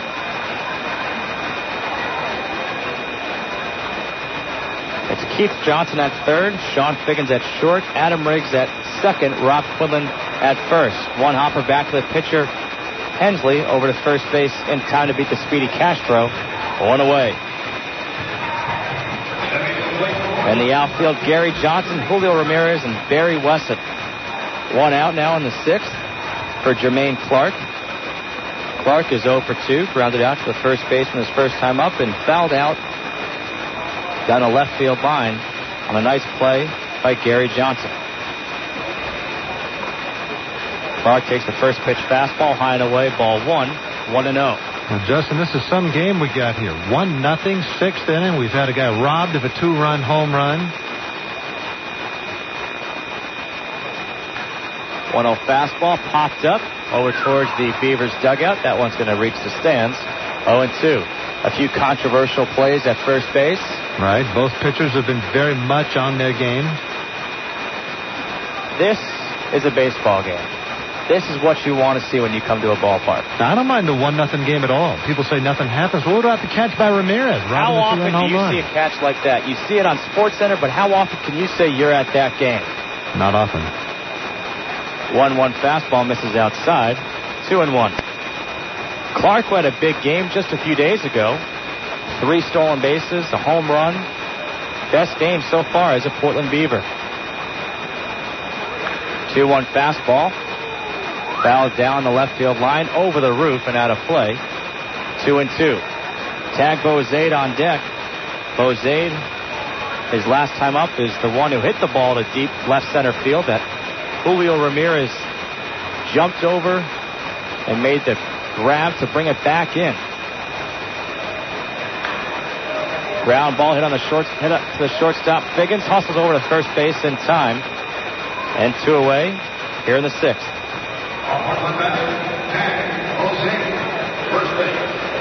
Bozade, who's 1 for 2, a single, and that fly out to deep left center has been moved up to the 3rd hole as Brady Anderson has departed. Jason Bay stayed at the cleanup spot. Alex Pelaez flip-flopped with Bozade from 3rd to 5th. Hoping to get tagged to see some more pitches, get his bat going. His average has risen to 224, but not exactly where the Beavers want it. There's a little cue shot out to right field, just out of the reach of Adam Riggs' hand. And that's a 2-out single for Bozade. You know, Rob Deere likes what he sees there. Breaking ball off the end of the bat, sort of looped into right field. Those are the kind of hits Bozade has been getting lately. If he continues to keep that shoulder in, take that ball to the opposite field, he's going to drive the ball more like he did back in the 3rd inning when Ramirez robbed him of the home run. Jason Bay, who's also 1 for 2, he singled back in the 4th and flied out to right his first time up. Came in batting .310, 10 home runs, 32 RBIs. Hasn't had a home run in quite a while and hasn't had an RBI either. This would be a great time for both. First pitch curveball in there for strike 1, 0-1. 2 up in the 7th for Salt Lake. Riggs, Wesson, and Durrington. 5, 6, 7 in the order. Bozade on at first base, not a threat to go. The big lumbering first baseman. Gets a look by the pitcher, and fastball popped up down the right field line, and that one's going to head into the pub over there. And as we hear the broken glass sound here at PGE Park, don't worry, no glasses were broken. The ball actually bounced all the way up into the stands. It's 2 for Tuesdays here at PGE Park. Nice crowd on hand. Not too loud right now, but no reason to be loud. It's a pitcher's duel. They got up on their feet with a nice play by Ramirez. And that's about it. Hensley ahead of the count, 0-2 with 2 outs, runner on first base. 1-0's the score. Checks the runner back. The 0-2 delivery is a fastball fouled back again off the roof. And we'll do it 0-2. Final score in the NBA, New Jersey beat Detroit 88-86. Take a 2-0 lead in the Eastern Conference Finals. 2 nail-biters in that series, both times the Nets coming out on top. In the West, Dallas leads San Antonio 1-0 in a great game last night. The 0-2 breaking ball, nice block by the catcher Nieves, and it's 1-2. Back to last night's game, 113-110 was the final. 49 for 50 free throws by the Dallas Mavericks. Mind-boggling. That's basketball at its finest. How often do you see a team shoot 50 free throws, let alone make 49 in a row? 1-2 curveball, looked at for strike 3. That's going to do it for the Beavers here in the 6th. They get no runs on 1 hit. They leave a man on base. We head to the 7th. Stingers lead 1-0. Dameril Ford of Beaverton has hit a home run. It's all about time, your time. And when you're shopping at Dameril Ford of Beaverton, you want to save time. That's why they've created the new Express Sales Department to save you more time. With quicker negotiations, they eliminate the waiting time while expediting the paperwork. Here's how it works. You schedule an appointment, choose a vehicle, then start the Express Department's clock and be finished in less than 60 minutes. Call Dameril Ford of Beaverton toll-free, 1-877-DAMERO. Budweiser True Music is music created for real music lovers by real musicians, like the Donnas.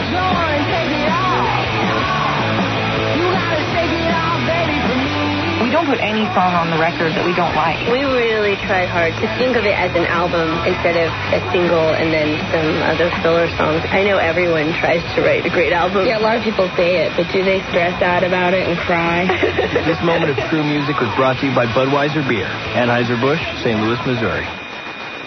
Your high-mileage car is more than rods and pistons, more than just a way to get around. It's your pride and joy. So go to G.I. Joe's for everything you need to keep it in peak running condition, like Valvoline's Max Life, the first motor oil created especially for higher mileage engines. Max Life's advanced formula helps high-mileage engines run better, longer. And right now, Joe's has it at a great price. So get going to G.I. Joe's and pick up Valvoline's Max Life and keep your vehicle running for a long, long time.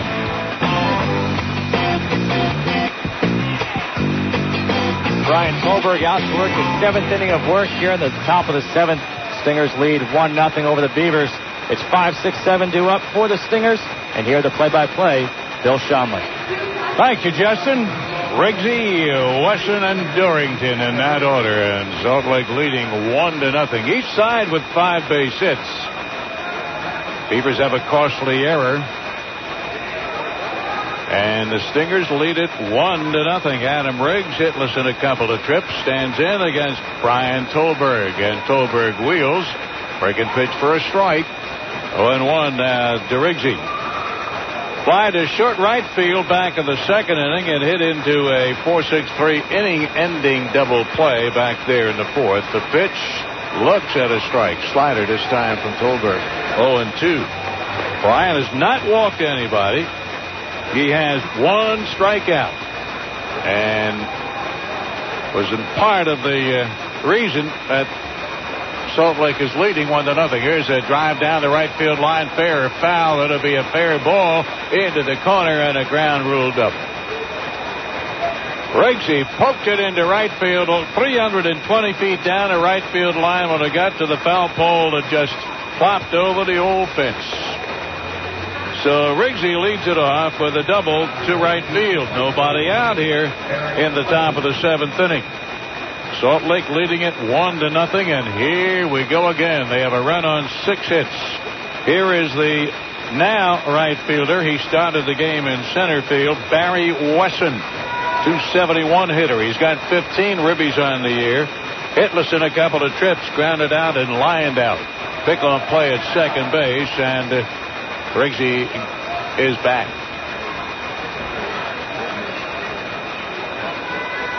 Tolberg tried that in the last inning, and the ball went into center field, and the runner goes to third. And then finally came home on the double to right center field by Julio Ramirez, who's been a big part of this ball game tonight. Tolberg comes to the plate, and he misses outside, ball 1. 1-0 to Barry Wesson. 2 more games in this series. Tomorrow night, Tankersley gets the ball, and then on Thursday night, Oliver Perez. Tolberg sets, checks the runner, comes to the plate. Breaking pitch sails high, and the count 2 balls and no strikes. Well, Rich has found out. I know you and I were talking about this before, but lo and behold, Portland's hometown favorite, as they say, Dwight James came by.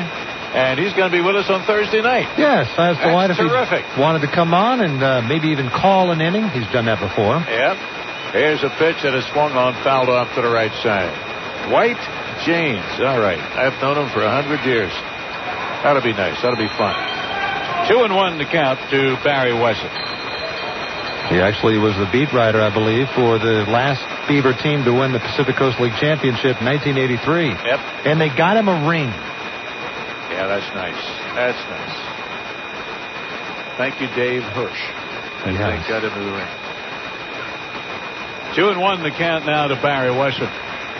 Tolberg checks the runner at second base again, and now steps off the river. Not too sure if they were going to try the old pickoff play that time. Didn't work back in the 6th inning. 1-0 as of the moment, Salt Lake City. They have won 3 in a row, and the Beavers have lost 2 in a row. Here's the pitch. High from Tolberg, ball 3, 3-1. Now he's not walked. I take it back. He has issued 1 walk. That was back in the 1st inning. Got to mark it in your scorecard there, Shons, and you'll know. 3-1 the count to Barry Wesson. He swings the lumber a few times at home plate. Tolberg checks the runner again and comes to the plate. Swung on. Fouled off to the right side. It'll be a souvenir. But the count is full. 3 balls and 2 strikes. Matter of fact, Tolberg has a couple of strikeouts tonight. Quinlan in the 1st and Quinlan again in the 6th. It's a full count. Nobody out, top of the 7th. Salt Lake City leading the game 1-0. Big pitch by Tolberg right here. And it's on the way. Swung on right back to Tolberg. Caught it. They double the runner at second for a double play. How about that? Wesson on a 3-2 pitch. Line one right into the glove of pitcher Brian Tolberg. The runner was off. Way off the back, about halfway down the line to third. No way he could get back. And as it turned out, Tolberg had plenty of time to throw it to the shortstop, covering at second, Donato Mendez for the double play. 2 down and nobody aboard now. And here is the designated hitter, Trent Durrington. By golly, you don't see that too often.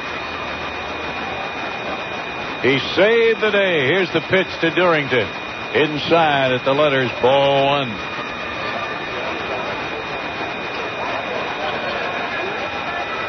1 ball, no strikes to Durrington, who has popped it up and grounded out in 2 previous trips. Now Durrington calls time at the plate just as Tolberg was about to unload out there.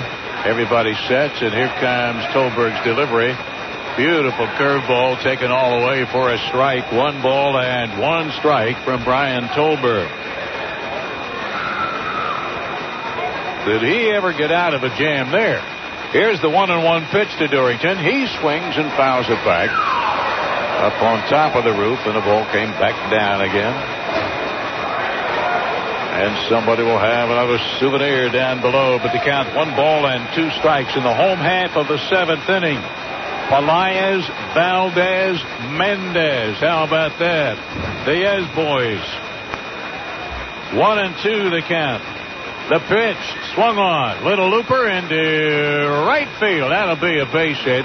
Corey DeHaan chased it down, and the Stingers are still alive. Durrington bloops one in there, and that'll bring to the plate the third baseman, Keith Johnson. Johnson has fly to center and to right.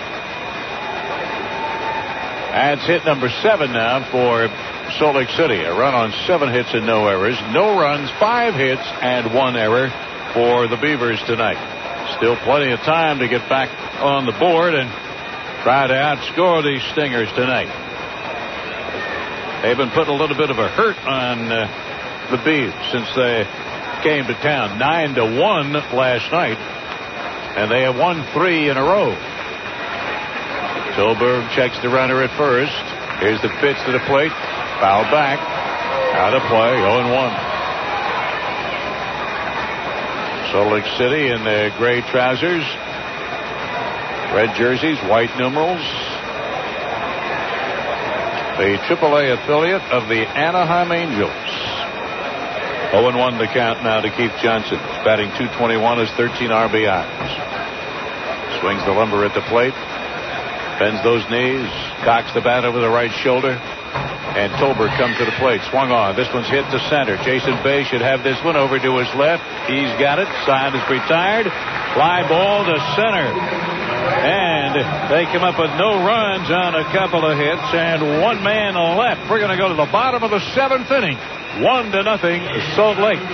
Hi, this is Gwen with PGE. How can I help you? At Portland General Electric, we may be known for power lines. Let me go over our time of use option with you. The ones we maintain through rain, wind, ice, and snow. It's not a problem at all. We can transfer your service from here or the web. But there are other lines we're equally focused on. Have you ever considered our online paperless billing? Lines of communication. Definitely. Our website is your best bet for that. That's why you can call us weekdays for person-to-person advice. Bueno, ¿hay algo más que le puedo ofrecer?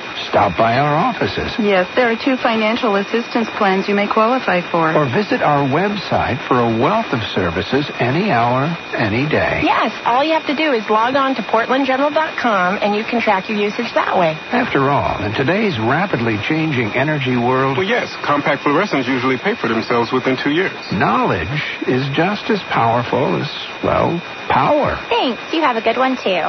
PGE. We do this every day.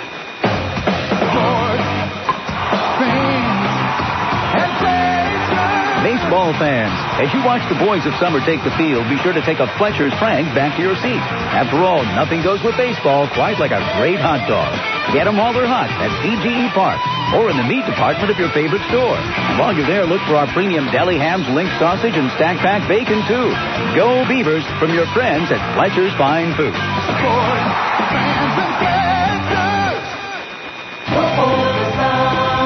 Looking for a tire that comes with an unheard-of 30-day ride guarantee? Les Schwab's got it. Not one, but 2.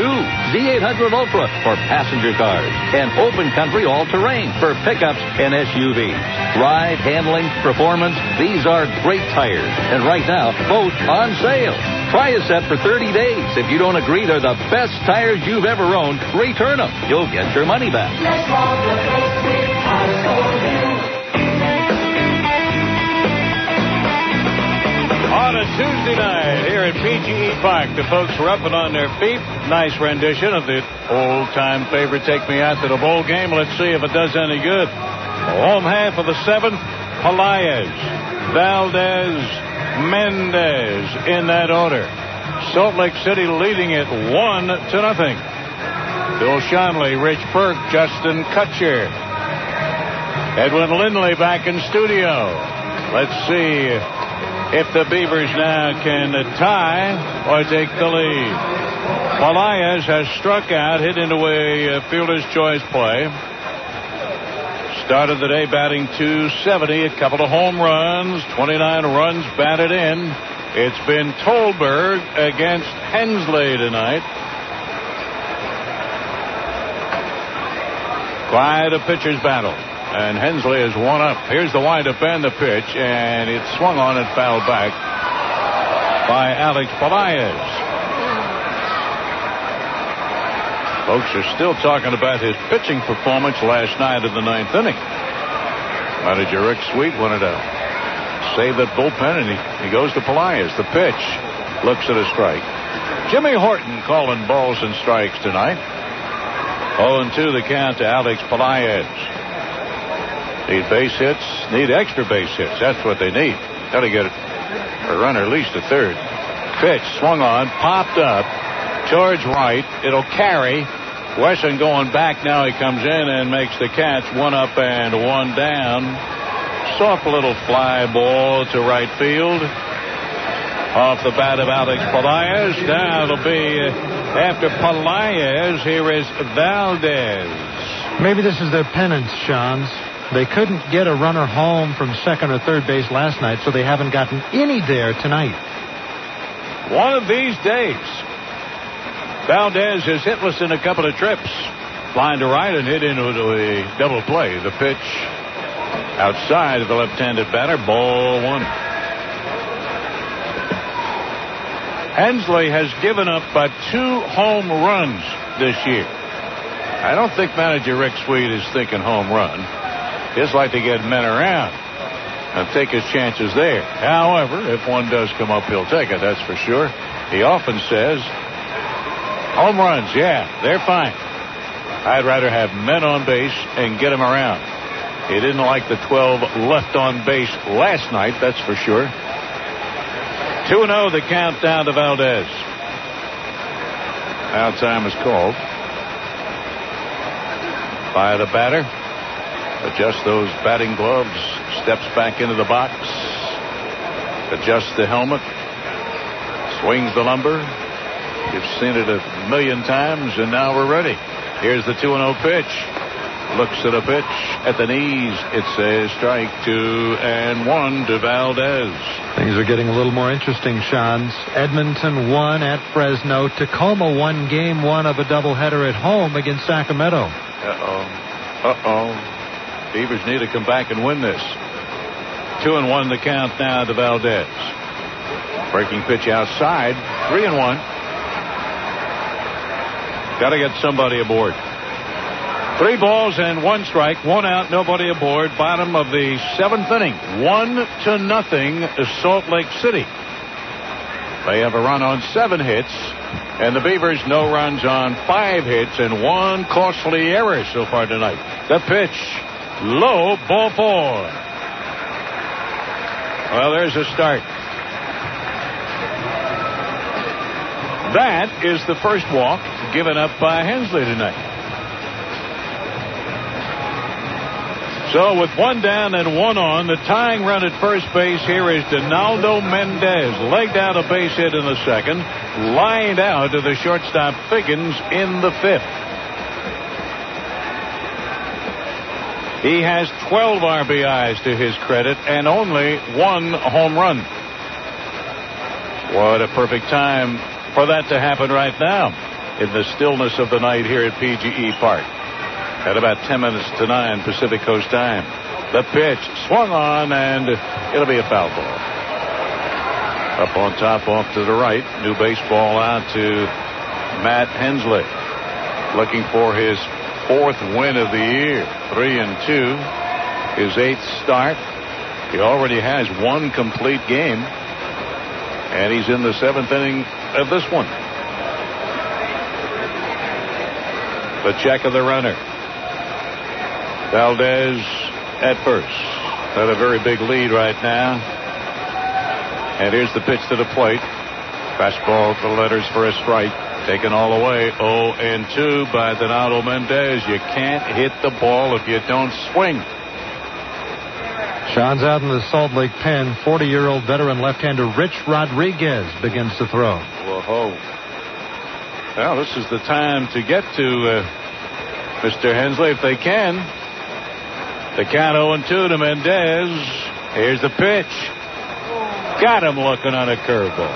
Strikeout number 5 for Matt Hensley. He has pitched some kind of game. Beaver batter standing there with bat on their shoulders. You got to swing. All right, 2 down.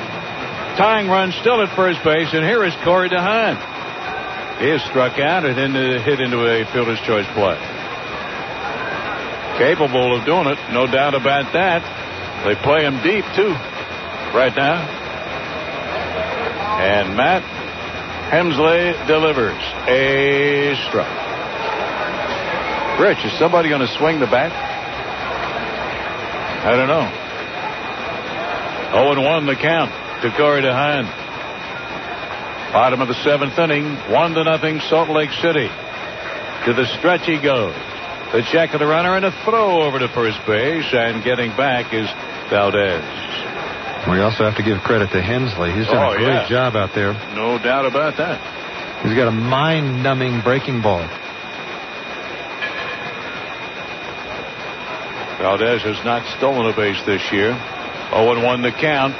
Might test that arm of Wilney Evans. Not now. Pitches outside. Ball 1, 1-1. And Will can throw, as we all can remember from last year. 1 ball and 1 strike to Corey DeHaan. Cliff Bartosh is throwing out in the Beavers pen. So we're getting down to nitty-gritty time here. 1-0 Salt Lake City. 2 down, 1 on. Bottom of the 7th inning. The pitch. Taken for a strike. The bat on his shoulder. 1-2 the count. Please, somebody swing. Well, in DeHaan's defense that time, Sean, that pitch was a very good pitch from Hensley. Outside corner, maybe a little bit off the outside corner. I think you got to take a whack at it. 1-2. Here comes the pitch. Swung on, and he fouls it off to the left. And the count holds. 1 ball and 2 strikes. Yep. Mr. Hensley has pitched himself quite a game. No doubt about that. Brian Tolberg the same. Very nice on a Tuesday night. But Salt Lake City leading by 1. It's you get one more than the other guy. You got her whipped, and they're leading it now 1-0. Hensley ready again. Runner takes his lead. 1-2 to count to Corey DeHaan. Here's the pitch. Swung on. Poked down the left field line. That'll be a foul ball into the bullpen down the left side. And we'll do it all over again. 1 ball and 2 strikes. Corey, left-handed batter, tried to punch that one into left field. But to no avail. New baseball at the big bat. Now he steps up on time after taking a little walk. Corey DeHaan stands back in. The pitcher, the batter, the pitcher. And the tying run at first base. Home half of the 7th inning. 2 down. And Salt Lake leading 1-0. Here's the pitch. Outside, ball 2. 3 2s on the scoreboard. 2 balls, 2 strikes, 2 out, 1 on. And now let's see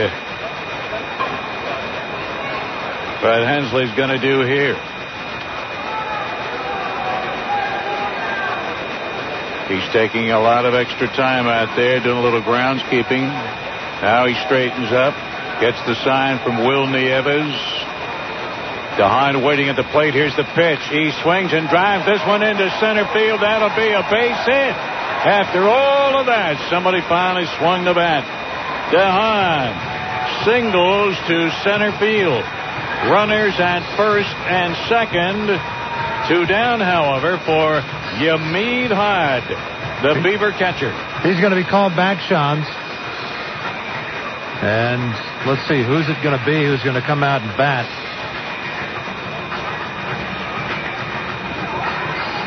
It's going to be Ben Reisinger. Yes, it is. They're not going to take a chance. Reisinger, of course, a catcher. So Reiser will come on and bat for Yamid Hyde in the 9th spot in the order. Reisinger is batting .241, 3 home runs, 13 runs batted in. Yamid Hyde batting .221, no home runs, and 6 RBIs. So let's see if the Reiser can get the job done. Reisinger 2 nights ago hit his 3rd home run of the year, and then last night 1 for 4, but did hit the ball hard 3 times. So he's got the tying run at second base, the go-ahead run at first base here in the home half of the 7th inning. 2 out. And Ben Reisinger rides to the plate to face Matt Hensley.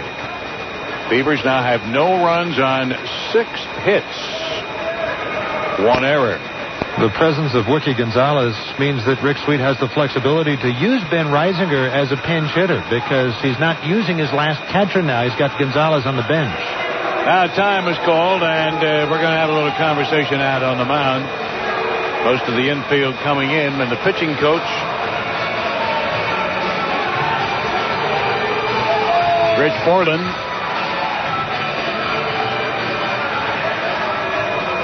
Rich Bombard trots on out there, and now that conversation is over.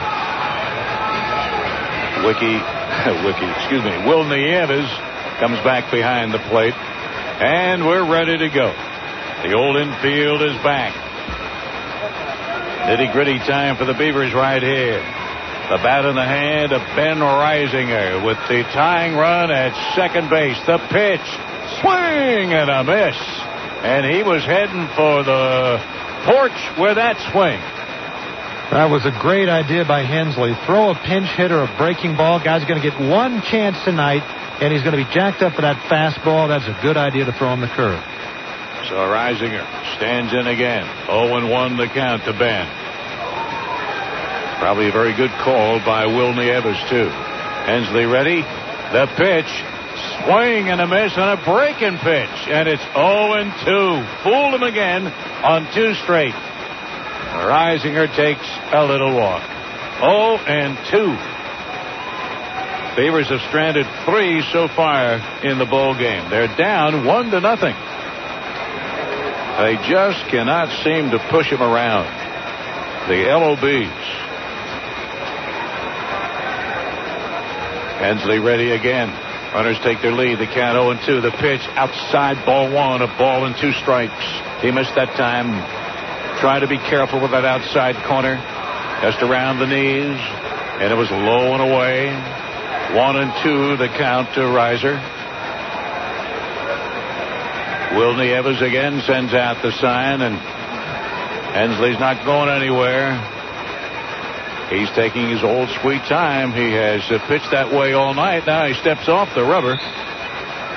Runners get back for a moment. Now Matt back up on top. Pitcher, the batter, the batter, the pitcher. Nitty-gritty time, and here we go. 1-2 the count. The pitch. Swung on. Poke foul to the right side, and the count remains 1 ball and 2 strikes. And Ben Reisinger is hanging in there. He has yet to throw him a fastball. 4 straight curves, one of which missed, and then the 1-2 fouled off. He might get him to chase a high fastball here. We'll watch it carefully. 1 ball and 2 strikes to Ben Reisinger. Runners again take their leads. Infield way back for Salt Lake City. Again, the tying run is at second base. 1 ball, 2 strikes to count. Here's the pitch. Fouled back on the screen, and we'll do it again. 1-2. That was a little up in the high strike zone area. There was a fastball. He came on the inside corner. 1-2 the count.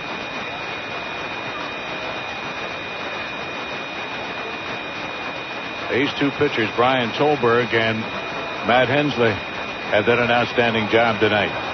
And Hensley trying to work his way out of a huge jam here. Giving up a base hit and a walk. Here's the pitch.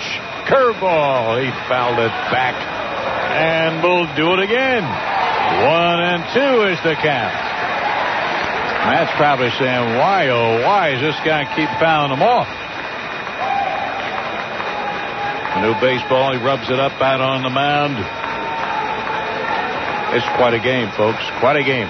1-2 the count. Ben Reisinger stands back in. Bends those knees. Swings the lumber. Will Nieves sends out the sign. Hensley ready. Here's the pitch. Swung on. Driven foul into the seats beyond the Widmer Brothers pub. Off to the right. And the riser is hanging in there. Who is going to give first? The man at the plate or the man in the mound?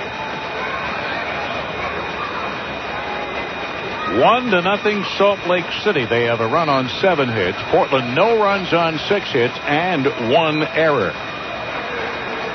Salt Lake got that lone run in the 6th inning to take the lead. Runners at first and second, 2 out. The 1-2 pitch. One more time. Here it is. Curveball. Popped down the right field line. Will it be a fair ball? It is a fair ball. That'll score 1.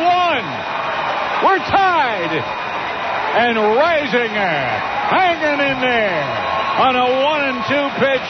The 5th straight time. Poked one down the right field line in front of the Widmer Brothers pub. It was a fair ball, and that scored Valdez from second base. So we're tied at 1. And we'll go to the top of the order for Bernie Castro. Funny thing is, Sean, that's not where Nieves wanted that ball. He was setting up outside. It jammed Reisinger, and he muscled it down the line. Reisinger gets his 14th RBI, but we are tied, and that's going to be all from Matt Hensley. As the manager Mike Brumley comes out, and that's it for Matt Hensley. We're going to have somebody out of the bullpen, and this will be our first Pepsi call to the bullpen of the game. We're all tied up, each side with a run, each side with 7 hits, and a change of pitchers coming up right now. We'll be back right after this timeout. You know that feeling you get the first day you start a new job? It's a nervous excitement in the pit of your stomach, because you know everyone's looking at you, wondering who you are and what you're going to do. Well, that's kind of like what we're going through. We're Comcast, and we're your new cable company. And we know that right now, all eyes are on us. And that's okay. We're the new guy, and that's how it goes. But we hope you'll give us a chance, because we promise we're going to be committed. We're going to be dedicated. And every day, we're going to be there for you, doing our best to help you connect to all the things you love most. Because that's our mission. That's what we do. And we're confident that once you get to know us, you'll be just as glad to have us as we are to be here. We're Comcast, and we're ready to work. Comcast, proud to be Portland's new cable company. The new pitcher for Salt Lake City, Rich Rodriguez. Rodriguez has 1 win, no loss. ERA of 2.19. This will be his 10th appearance. He's a left-hander. He's worked 12 1/3 innings, given up 10 hits. He has walked 6 and struck out 4. He's from Duluth, Georgia. He was with Texas last year, where his record was 3-2, and he had 1 save. 6-footer, about 190, 195. He is 40 years of age. What is he doing still pitching? 40. However, you know what they say about left-handers? 9 lives. That's right. They got him. Now, Sean, you got to give credit where credit is due. Both DeHaan and Reisinger swung the bat. They fouled off a bunch of pitches, and they each got a key hit. Finally, that's absolutely. That's true. All I do. That's what I'm saying. You can't hit the ball if you don't swing. So I do give him credit. Absolutely. We're all tied 1-1. Here's the pitch to Rodriguez. Excuse me. To Castro, and it's a base hit. Up the middle. Lickety-brindle, just like that. Beavers lead it 2-1 in the home half of the 7th inning. Castro on the first pitch to him by Rodriguez singles cleanly up the middle, gets his 6th RBI of the year, and the Beavers lead it 2-1. Still 2 away, and runners at first and second for Jermaine Clark. And he takes a strike. Rich Rodriguez has 11 years in the big leagues, 11 years and 60 days. 40 years of age. Now he resides in Thousand Oaks, California. The next pitch to Clark is outside and low, ball 1. A ball and a strike.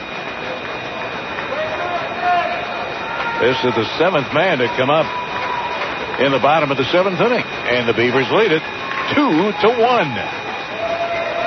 The 1-1 pitch. Checks his swing, but he did not go around, and the count 2 balls and 1 strike to Jermaine Clark. Hitless in 3 previous trips tonight. A couple of home runs and 5 runs batted in. The left-hander Rodriguez against the left-hander Jermaine Clark at the plate. Here's the pitch. Breaking pitch for a strike, and the count 2-2. 2 balls, 2 strikes, 2 out, 2 runs are in. 2 runners on base. And Clark stands in there. Rodriguez ready. And the pitch. Fastball. Ground to the right side. Knocked down, and it's off the glove of Riggs. Here comes the runner. Here's the throw. Here's the slide. And he knocks Will Nieves down, but he is out at the plate. I'll tell you one thing, Will Nieves will stand his ground. But the side is retired as Clark hits into the fielder's choice play, but they got the runner at the plate for out number 3. But the Beavers come up with a couple of runs on 3 hits.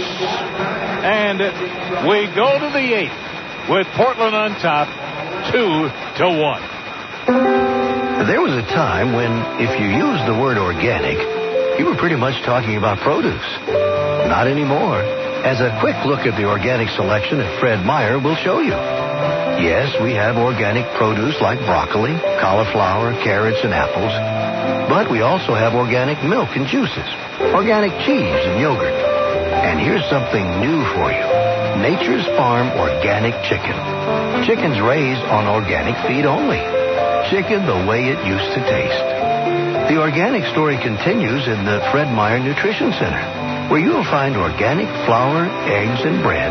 And you coffee lovers, you have to try our organic Javatopia coffee.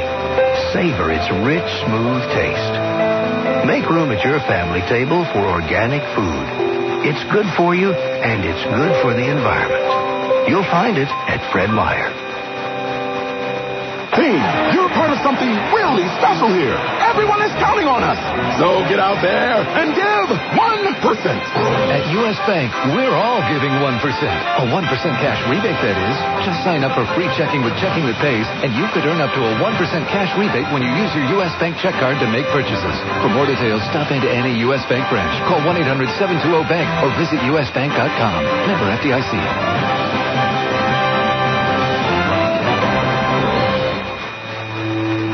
Sound advice. No politics. This is Advice Radio. KKAD, Vancouver, Portland. Well, my friends, after a fine rendition in the middle of the 7th inning of that grand old tune, Take Me Out to the Bowl Game, it proved to be very beneficial as far as the Beavers are concerned, because they came up with 2 runs on 3 hits. Terrific at-bats by Corey DeHaan and Ben Reisinger as a pinch batter for Yamid Haad, and Bernie Castro singling on the first pitch by 40-year-old Rich Rodriguez up the middle to drive in the go-ahead run. As we go to the 8th, Portland is leading 2-1. And for more play-by-play, here again, Justin Kutcher.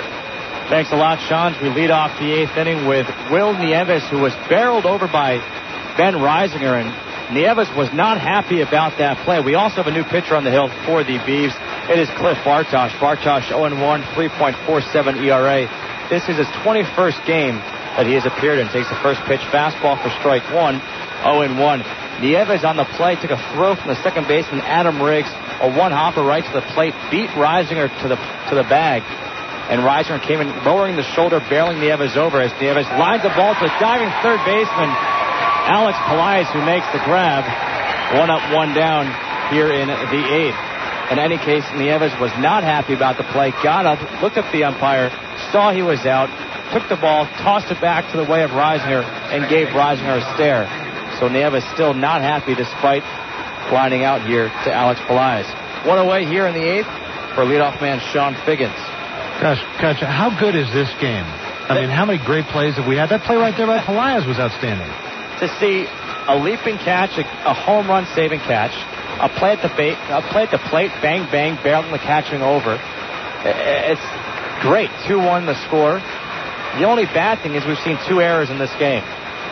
Figgins takes the first pitch inside for ball 1, 1-0. The 1-0 from Bartosh misses outside, 2-0. Figgins has scored the only run of the game for Salt Lake. He scored back in the 6th. He had a 1-out double and scored on the RBI double from Julio Ramirez. The 2-0 on the way from Bartosh. A swung on a miss, strike 1, 2-1. Figgins 2 for 3, a single, a double, and a pop out. 1 out here in the 8th. Beavers lead 2-1. Bartosh steps off the rubber as he and Reisinger can't agree on some signs. Reisinger has stepped in behind the plate after he pinch hit for Yamid Haad. The 2-0 off-speed pitch is fouled back out of play down the first base line, and it's 2-2.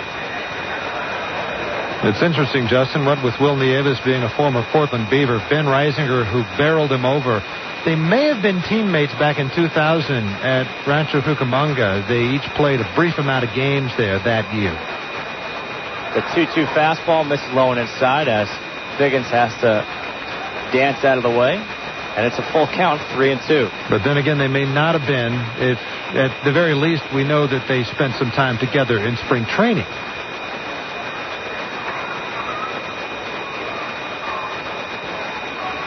Bartosh's 3-2 delivery is fouled back to the screen, and we'll do it again. The Beavers, if they were to go on to win this game by this score, 2-1, it would follow in the footsteps they've had the last 9 games, this being the 10th. They're 2-7 their last 9 games, have only scored 20 runs in those 9 games. 3-2 fouled back again, and Bartosh will have to go against Figgins one more time. They've been outscored 45-20. In the 2 wins they've had, they've scored a combined 4 runs. So if they move to 3-7 in the last 10 games, and their 3 wins, if the score stays the same, they will have combined 6 runs in those 3 wins. The 3-2 from Bartosh is popped up, back of the plate, out of play onto the roof. And once again, Figgins will look at Bartosh for a full count pitch. And if the Beavers win, they'll move back to 8 games above 500 and will have been outscored by almost 20 runs this year, in spite of the fact 8 games above the 500 mark. And again, that means they win the close ones, and when they lose, they tend to get blown out. Bartosh has the sign from Reisinger. 3-2 fastball hit in the air towards shallow left field. Going back on it is Mendez in shallow left. Keep on going back, and he makes the catch. Backpedaling a few more steps as Jermaine Clark came on, and they're 2 away here in the 8th. What that means generally, if a team is not scoring a lot of runs or being outscored, they are scoring in opportune times. And their offense is not clicking on all cylinders, which obviously would be the case with the Beavers second to last in the PCL in batting average. They're pitching middle of the road. Julio Ramirez steps in, takes a first pitch fastball for strike 1, 0-1. Ramirez is 1 for 1. He hit the ground rule double back in the 6th that scored Figgins. Timeout called by Ramirez as Bartosh was just about to get into his delivery. The 0-1 slider swung on a missed strike 2, 0-2. Whereas the Salt Lake Stingers are 4th in the league in batting, but near the bottom in pitching. And while they have scored a lot of runs, they haven't been able to win many games because their pitching has been not exactly perfect. Well, you ask me, if you have to be toward the bottom, either hitting or pitching, I'll take being toward the bottom and hitting if I have to have one of the 2. I would agree. You got to score some runs, but you want to have that good pitching. The 1-2 on the way from Bartosh. Swung on, hit toward right field. Corey DeHaan takes a few steps in, a few steps to his left, and makes the catch. 3 up, 3 down here in the 8th. We head to the bottom half of the 8th inning. Beavers lead 2-1. Dameril Ford of Beaverton has hit a home run. It's all about time, your time. And when you're shopping at Dameril Ford of Beaverton, you want to save time. That's why they've created the new Express Sales Department to save you more time. With quicker negotiations, they eliminate the waiting time while expediting the paperwork. Here's how it works. You schedule an appointment, choose a vehicle, then start the Express Department's clock and be finished in less than 60 minutes. Call Dameril Ford of Beaverton toll-free, 1-877-DAMERO. Budweiser True Music is music created for real music lovers by real musicians, like Taproot. If there's nothing else going right in the world, you got music. People like us live for music and, read about it and listen to it and write it all the time. And music will never, cheat on you or make you go to the grocery store when you don't want to. This moment of true music was brought to you by Budweiser Beer, Anheuser-Busch, St. Louis, Missouri. Hey, you gotta be here to grab the gear. Better get ready to go. G.I. Joe, your sports auto store. G.I. Joe's has everything you need to get out there and seize the weekend. Like a high-powered pair of Bushnell binoculars. From bird watching to sports, Bushnell will get you closer to the action. And G.I. Joe's has got them. So what are you waiting for? Go to Joe's and pick up your pair of Bushnell binoculars today. G.I. Joe's, the name you're looking for. Seize the weekend.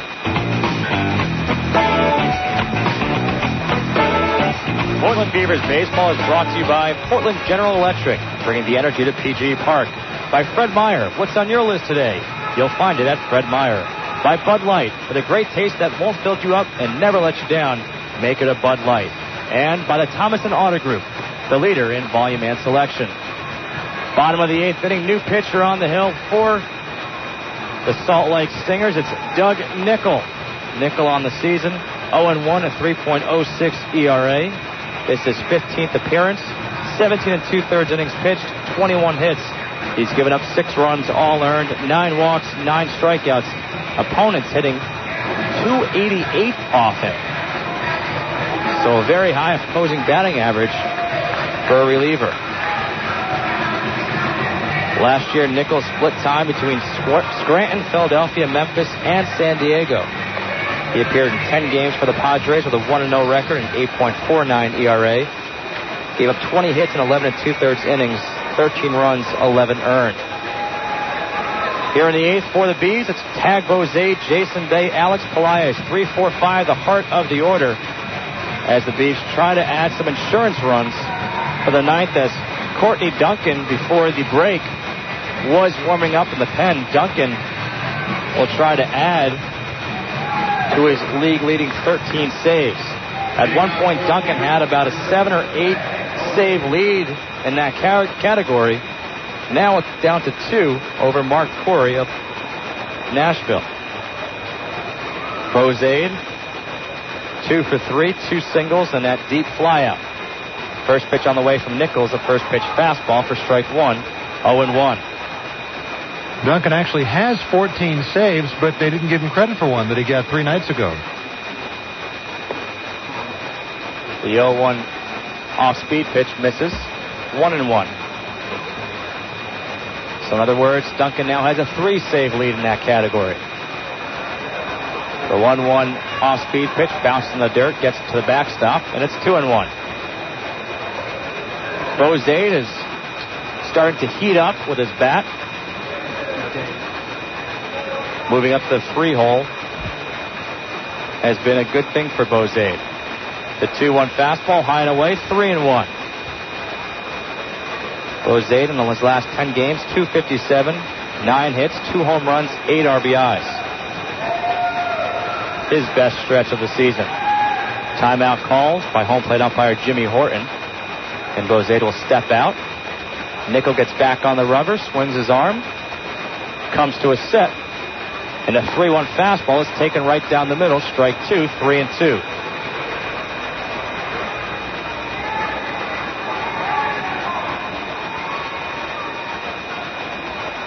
Nickel, a big righty from Sonoma, California. The 3-2 ball is fisted towards the first baseman Quinlan, who tosses over to the pitcher Nickel covering. 1 out here in the 8th. That's where they might shout out of the opposing dugout, hey, you want some bread with your jam? Haven't really got in on Bozade's fist. Is that what you used to shout out when you played? No, I wasn't good enough to pop off. Jason Bay is now the batter. The cleanup man is 1 for 3, a single, strikeout, and a flyout. Now, I heard that once or twice. You did, huh? Oh, yeah. So guys talking smack to you? That probably happens in high school and college much more than it happens here at the professional level. Nickel working from the stretch. First pitch fastball in there for strike 1, 0-1. I know when you and your buddies play wiffle ball, it's all about talking smack, isn't it? Rich, I let my game do the talking. The 0-1 fastball in there for strike 2, 0-2. I heard you're good. I've got some game. All right. I've got some game. Switch hitting.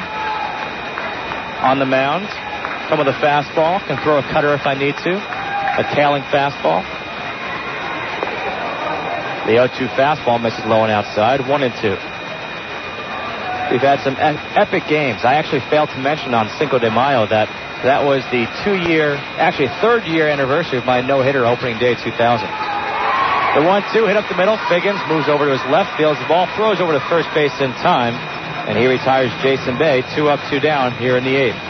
I'm sure that was headlines in the Boston sports pages. Your wiffle ball no-hitter, Cinco de Mayo 2000. Yes, we play a 6-inning game out of 18 outs.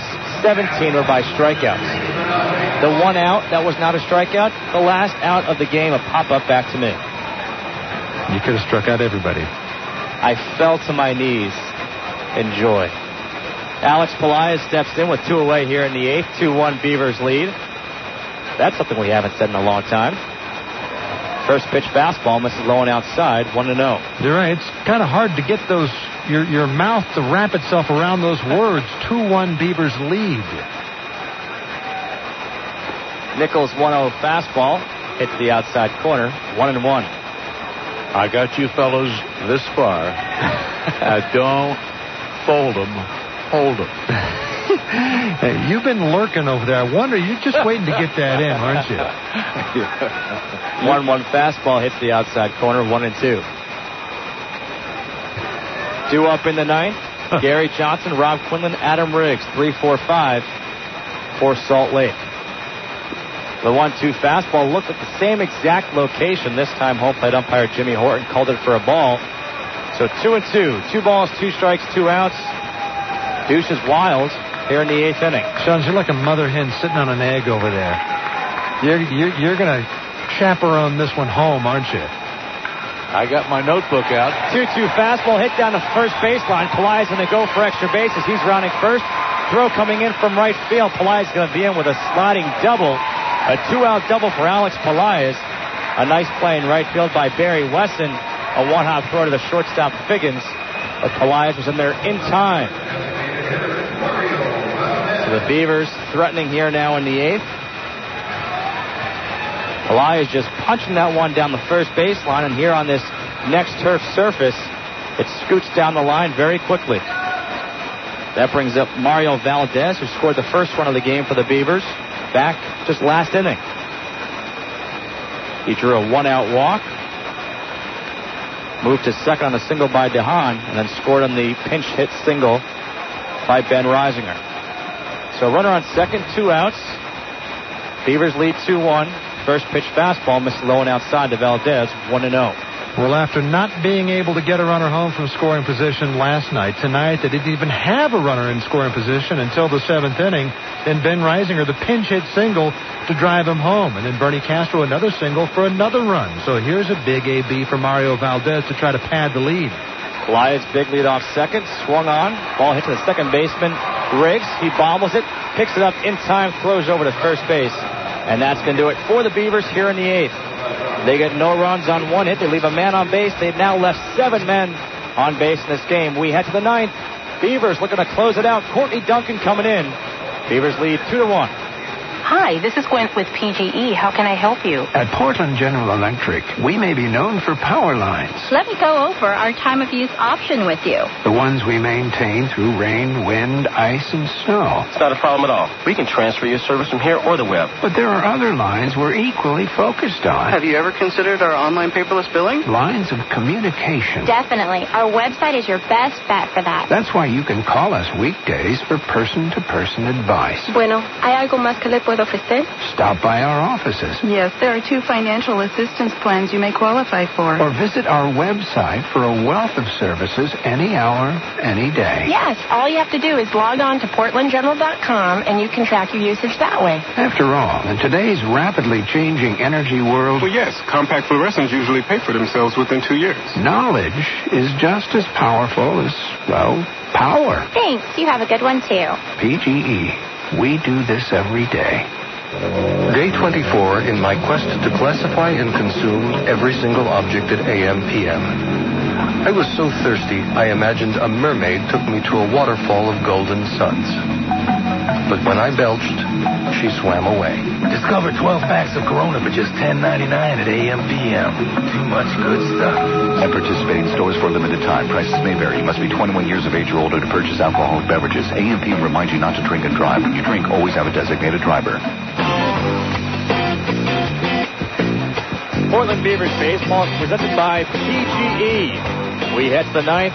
2-1 Beavers lead. Courtney Duncan on to try to get the save, and here are the play-by-play is Rich Burke. Okay, thanks a lot, Kutch. The Beavers with a 2-1 lead. They've dropped 7 of 9. Their lead in the North Division has been whittled from 7 games down to 4. Edmonton has already won tonight in Fresno. Tacoma won the first game of a doubleheader at home against Sacramento. So the Beavs, they need to win badly. They've got the league leader in saves on the hill, Courtney Duncan. They'll face Gary Johnson, Rob Quinlan, Adam Riggs, 3, 4, and 5. So he has to run the gauntlet through the meat part of the Salt Lake batting order. Now, Salt Lake, 6 games under 500, but they've won 3 in a row and 4 of their last 5. Duncan ready. Works Johnson with a fastball outside, ball 1. Brian Tolberg started 7 solid innings. He scattered 7 hits, just 1 run, 1 walk, and 2 strikeouts. Cliff Bartosh a perfect 8th, and now Courtney Duncan. 1-1, 2.14 ERA. This is his 22nd appearance. Slider down and in, 2-0. At times this year, Duncan has had bouts with wildness, and it seems with Courtney to be all or nothing. He's either got it and works a 1-2-3 inning, or he really struggles. 14 walks in 21 innings. 2 balls and no strikes to Gary Johnson. He's walked, fouled out, grounded out the 2-0 pitch. A little cutter, and it misses away. 3-0. This has been a great game. We were scoreless going to the 6th. Salt Lake scored a run. RBI ground rule double by Julio Ramirez, who to that point was the man of the hour. He had earlier robbed a 2-run home run from Tag Bose. The 3-0 pitch to Johnson, outside, ball 4. A 4-pitch walk to start the 9th. Rich, what do we say about those leadoff walks? Well, stats will tell you that they score about half the time. Here's Rob Quinlan. He has struck out, singled, struck out again. Now, that's just the second walk that the Stingers have received tonight. First one by Brian Tolberg all the way back in the first, didn't score. The Beavers have received just 1 walk tonight. That run did score. It tied the game in the 7th inning. Here's Rob Quinlan. Duncan's pitch swung on, fouled off to the right, 0-1. Quinlan with 1 home run. Last year, he was the Pacific Coast League most valuable player. He led all of minor league baseball with 112 runs batted in. 1 for 3 tonight, struck out twice. Tolberg got him on a fastball on the outside corner. Later on, a curveball. Duncan a look at first. Short lead over there for Johnson. And the pitch swung on, line drive toward right. DeHaan was playing deep. Comes in, and the ball gets by him and goes all the way out to the bullpen fence. Jason Bay. Now DeHaan picks it up. Here comes Johnson around third. Here comes the relay to the plate. Not in time. The run is home. To third base goes Quinlan. Corey DeHaan let the ball skip by him. And it'll be a base hit for Quinlan. And the tying run is home. Quinlan all the way to third as Johnson scores. And they'll say it'll be a triple for Gary Johnson. And that's for Rob Quinlan. That'll be a little bit of a gift, and that makes the run earned. So DeHaan had that ball skip by him, and they say it will be a triple. The infield is in now in a 2-2 tie with nobody out. Here's former Beaver Adam Riggs. Duncan from a stretch, and the pitch to Riggs, and he takes a fastball high, ball 1. So a leadoff walk comes back to haunt Courtney Duncan. A 4-pitch walk to Gary Johnson. And then Rob Quinlan lines one to right, and Corey DeHaan playing, I think, inexplicably deep. Not sure why he was that deep out there. What normally would have been a line drive right to him. He tried to play it on a bounce. Pitch fouled off by Riggs, 1 ball, 1 strike. He tried to short hop it, and the normally short-handed Corey DeHaan had it get by him. And on the play, Johnson scores all the way from first. And on what's ruled a triple, Quinlan now at third, representing the go-ahead run. Nobody out here in the top of the ninth. The 1-1 pitch to Riggs with the infield end, swung on and missed. 1 ball, 2 strikes. Rich, I think 2 factors play into Corey DeHaan playing that deep. 1, you don't want any ball getting behind you for extra bases. You want to keep the ball in front. And 2, he's usually a center fielder, now playing right field. Maybe didn't get a good read off the bat. Even though you don't want the ball over your head, DeHaan goes back so well, I think he was playing too deep. 1-2 pitch, chopper toward third, fielded by Pelaez. He looks Quinlan back, throws across to get Riggs, and there's 1 away. We've seen how well Corey DeHaan goes back on fly balls. I don't disagree with you there. I'm just saying those are 2 possible factors going into that play. Usually in the later innings, in the 9th inning, when you're up by a run and there's a man on first base, you'll allow for a single to drop in front of you, but you don't want the ball getting over your head. Sure. Well, the infield's still in here now with 1 out. Runner on third in this 2-2 tie in the top of the 9th. When the Beavers come up in the bottom of the 9th, Mendez, DeHaan, and Reisinger, a half inning they hoped they wouldn't have to have. Duncan ready. Go ahead run at third, 1 out. Fastball outside, ball 1 to Barry Wesson. He is grounded to third. Hit the ball hard twice, lining out to short and lining into a double play back to the mound. So Brian Tolberg will have nothing to do with this one. He was 3 outs away from a win, but the bullpen can't get it done, and the leadoff walk is the key. The 1-0 pitch to Barry Wesson, and he takes a strike on the inside corner, 1-1.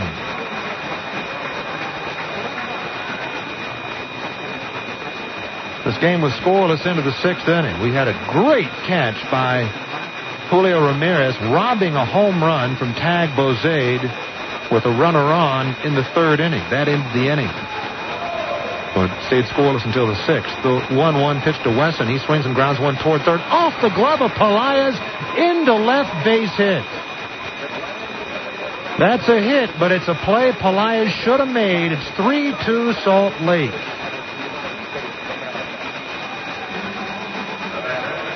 So there have been 3 critical mistakes by the Beavers in the inning, and really I think 4. First of all, the leadoff walk to Gary Johnson. Secondly, DeHaan playing so deep.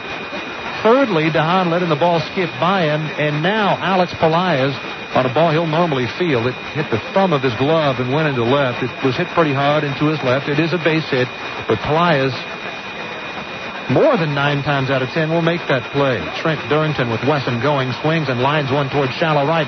DeHaan coming in. It'll fall for a base hit. Wesson had stopped at second to see if it'd be caught. Now he hot puts it over to third on a single by Durrington.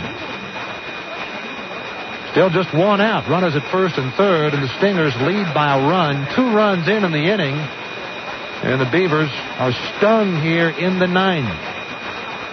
That'll bring up the third baseman, Keith Johnson. Rich, what's wrong with Courtney Duncan right now? Well, the same thing that's plagued him all year. I mean, he has had difficulty at times getting the ball over the plate. Sometimes you can be even wild in the strike zone. I don't think that's what happened on that base hit by Durrington, but maybe on the base hit by Wesson, that hard hit ball. Pitch on the way now, swung on, popped up, shallow center, Bay coming in. Wesson tags at third, Bay still coming. Wesson coming to the plate. Bay guns the throw through. Reisinger barreled over by Wesson. The ball backed up by Duncan, who throws it all the way back into center field. Wesson scores. Reisinger has the favor returned after he had barreled over Will Nieves earlier in the game. 4-2 Salt Lake. And Wesson came in elbows high, almost as if to say, take that. 2 things happened on that play right there. 1, as you said, Wesson retaliating against Reisinger for what he did to his catcher, Nieves. 2, I think Jason Bay was actually caught off guard that Wesson was tagging up on that play. That was a shallow fly ball to left center field. Bay has a traditionally good arm. He usually plays right field, now playing center, so a stronger arm in center field. He made a throw that looked like he was throwing to the cutoff man, not one that had to get all the way home. So now 3 runs in the inning. It is 4-2 Salt Lake. And here's the 7th guy to come up here in the frame, Will Nieves. So we've had 2 bone-crushing plays at home plate tonight. Ben Reisinger involved in both. Barreled over Will Nieves and then got knocked flat by Barry Wesson. Nieves held onto the throw, tagged Reisinger out. Reisinger didn't get the throw in time and took the brunt of Wesson's force anyway. So he's come up on the short end of things twice. 3 runs in here in the 9th. Then the wheels have come off for the Beavs.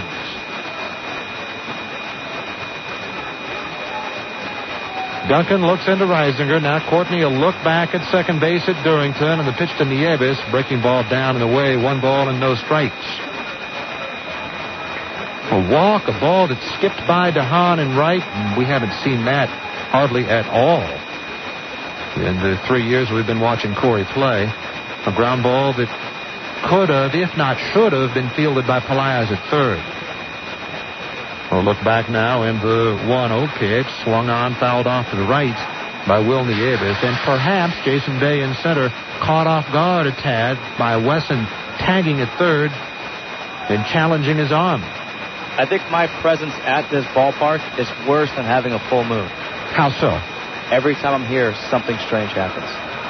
Well, strange things have been happening without you here, too, so it's not just you. Oh, I guess it's a compliment. Yeah. The 1-1 pitch swung on and missed. 1 ball and 2 strikes to Nieves. On deck, the leadoff man, Sean Figgins. 3 runs in here in the 9th inning. All 3 runs are going to be earned, but if the Beavers play baseball the way it should be played, they'd be back in the clubhouse eating their post-game meal right now with a win under their belt. So look back by Duncan at Durrington. The 1-2 pitch coming up to Will Nieves. Swung on and missed, and down he goes. But the damage is done. Woo, baby, is it ever. 3 runs on 3 hits, a leadoff walk, a misplay in right, a ground ball at third that was a base hit that should have been fielded, and the Stingers score a big 3 in the top of the 9th. We head to the bottom of the 9th. Beavers down to their last 3 outs. 4-2 Salt Lake. And now a big chicken moment brought to you by Carl's Jr. Honey, are you awake? I heard something downstairs. Go check it out. I do not want to go check it out. You go check it out. You're the guy. Guys, go check it out. You come with me then. What? Are you kidding me? Why should the guy always have to do all the checking? You know, it's not fair. What if it's a burglar?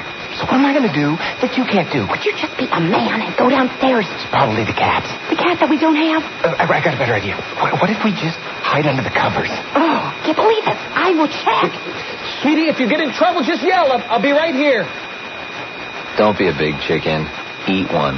Introducing the Big Charbroiled Chicken Sandwich at Carl's Jr. With a 1/4 pound of all-white meat chicken, it could be one of the biggest chicken sandwiches in the world.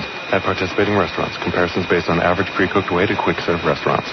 Rich, subtle, fiery. What defines great gourmet coffee? It's all a matter of taste. For some, it's robust. For others, it's lingering. But for all the differences in personal taste, there's one word that every palate can agree on: Boyd's. With over 70 blends and varietals of gourmet coffee, we supply the satisfaction. How you describe it is up to you. Mysterious. Know what coffee you're drinking. Ask for Boyd's by name in restaurants. Scents like grocery stores. Delicious. Bottom of the 9th inning, it is 4-2 Salt Lake, and the Beavers have to pull themselves up now after giving up 3 runs in the top of the 9th inning. They trail it by a deuce. Ronaldo Mendez, Corey DeHaan, and Ben Reisinger against Doug Nickel, who came on to give up a 2-out double and nothing else in working a scoreless 8th inning. Nickel, the former San Diego Padre, 10 games with the Pods last year after being claimed on waivers from the Philadelphia Phillies. Quite a game here at the ballpark tonight. The fans have been treated to a doozy. We've had a player get robbed of a home run, tag Bozade by Julio Ramirez back in the 3rd with his glove a good 2 feet above the left center field fence.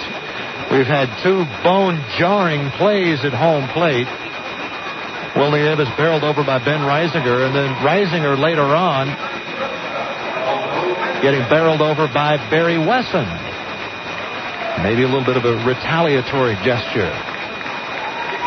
You know, Weston was out there on second base thinking, if I get the chance, I'm going to send him into the seats behind the dugouts. So here's Mendez with the Beavers needing 2 to tie in the bottom of the 9th. He'll be followed by DeHaan and then Reisinger. Mendez 1 for 3 with a run scored tonight. Nickel from a stretch works Mendez. There's a fly ball towards shallow center. Coming in Ramirez. He's got a play. He's got the ball. And there's one down. 1 pitch, 1 away here in the Beaver 9. That'll bring up DeHaan, whose misplay was one of about a quartet of things the Beavers did wrong in the top of the inning. It was rife with air, even if there were no errors in the frame. DeHaan let a ball get by him, played a single into a triple. He takes one in there, 0-1. And again, I think he was playing too deep to begin with. It probably should have been a line out to right. The 0-1 pitch, and he swings and comes up empty, 0-2. This is not going to be an easy loss for the Beavers to stomach. And you say, well, no loss is easy. Well, you'd be wrong. There are losses that are easy to forget. Now, if you lose 7-0, last night's loss, 9-1, that's pretty easy to forget. 0-2 pitch, breaking ball, chopper back to the mound. One big hop, up the ladder goes Nickel, guns it to first, and there are 2 down. Beavers are down to their last out. Here's Ben Reisinger. But tonight's loss, taking a 2-1 lead into the 9th inning. Courtney Duncan, the league leader in saves with 14. And Duncan will have his 3rd blown save of the year. The Beavers now down to their last out. 4-2 Salt Lake, bottom of the 9th. Reisinger, pinch hit, loop single in the 7th inning. The pitch on the way to the riser, and he swings and fouls it hard over near where the ball boy is, just to the left of the Salt Lake dugout, 0-1. Reisinger has only been in this game the last 3 innings, but he's been right in the middle of things. The pinch hit single to tie the game with 2 outs in the 7th. Later on in the inning, barreled over Will Nieves. Nieves held onto the ball for the final out of the frame. Then at the top of this, the 9th inning, Reisinger crushed by Barry Wesson at home plate. Fastball low, 1 ball, 1 strike. 4-2 Salt Lake, 2 outs, nobody on, bottom of the 9th. Beavers need a base runner to have a shot. Bernie Castro is on deck. Nickel ready in the 1-1 pitch. Reisinger takes low, 2-1. Nickel's 15th appearance, 0-1, 3.06 ERA. Doesn't walk many, doesn't strike out many. Doug Nickel, Nickle. Right-handed now set out of a stretch with nobody on base. The 2-1 pitch to Reisinger taken high, 3-1.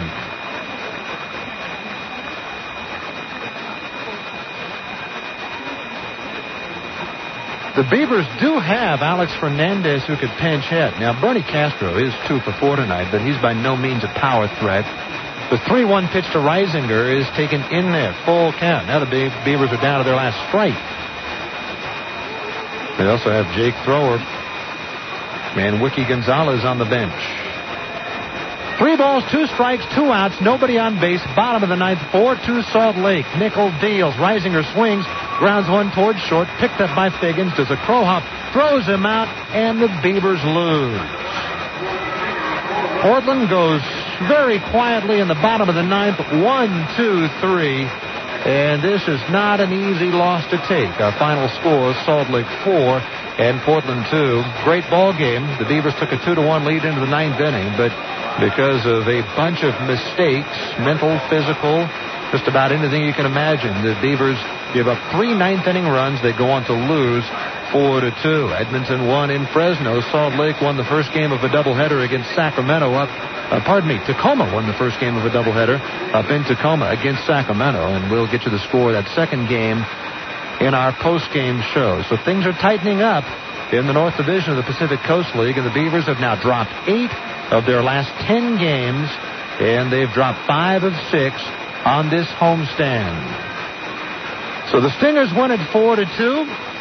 There are 2 more games on the homestand tomorrow night and Thursday night, each game 7:05. We'll be on the air each night here on KKAD and worldwide on the internet at OregonLive.com at 7 o'clock. Tomorrow night, Dennis Tankersley for the Bees. Former Portland Beaver John Snyder will go for Salt Lake. We hope you'll tune in, and we hope you'll stay tuned for our post-game show. For Justin Kutcher, for Bill Schonely, for Edwin Lindley back in studio, this is Rich Burke. Once again, our final score, Stingers 4, Beavers 2.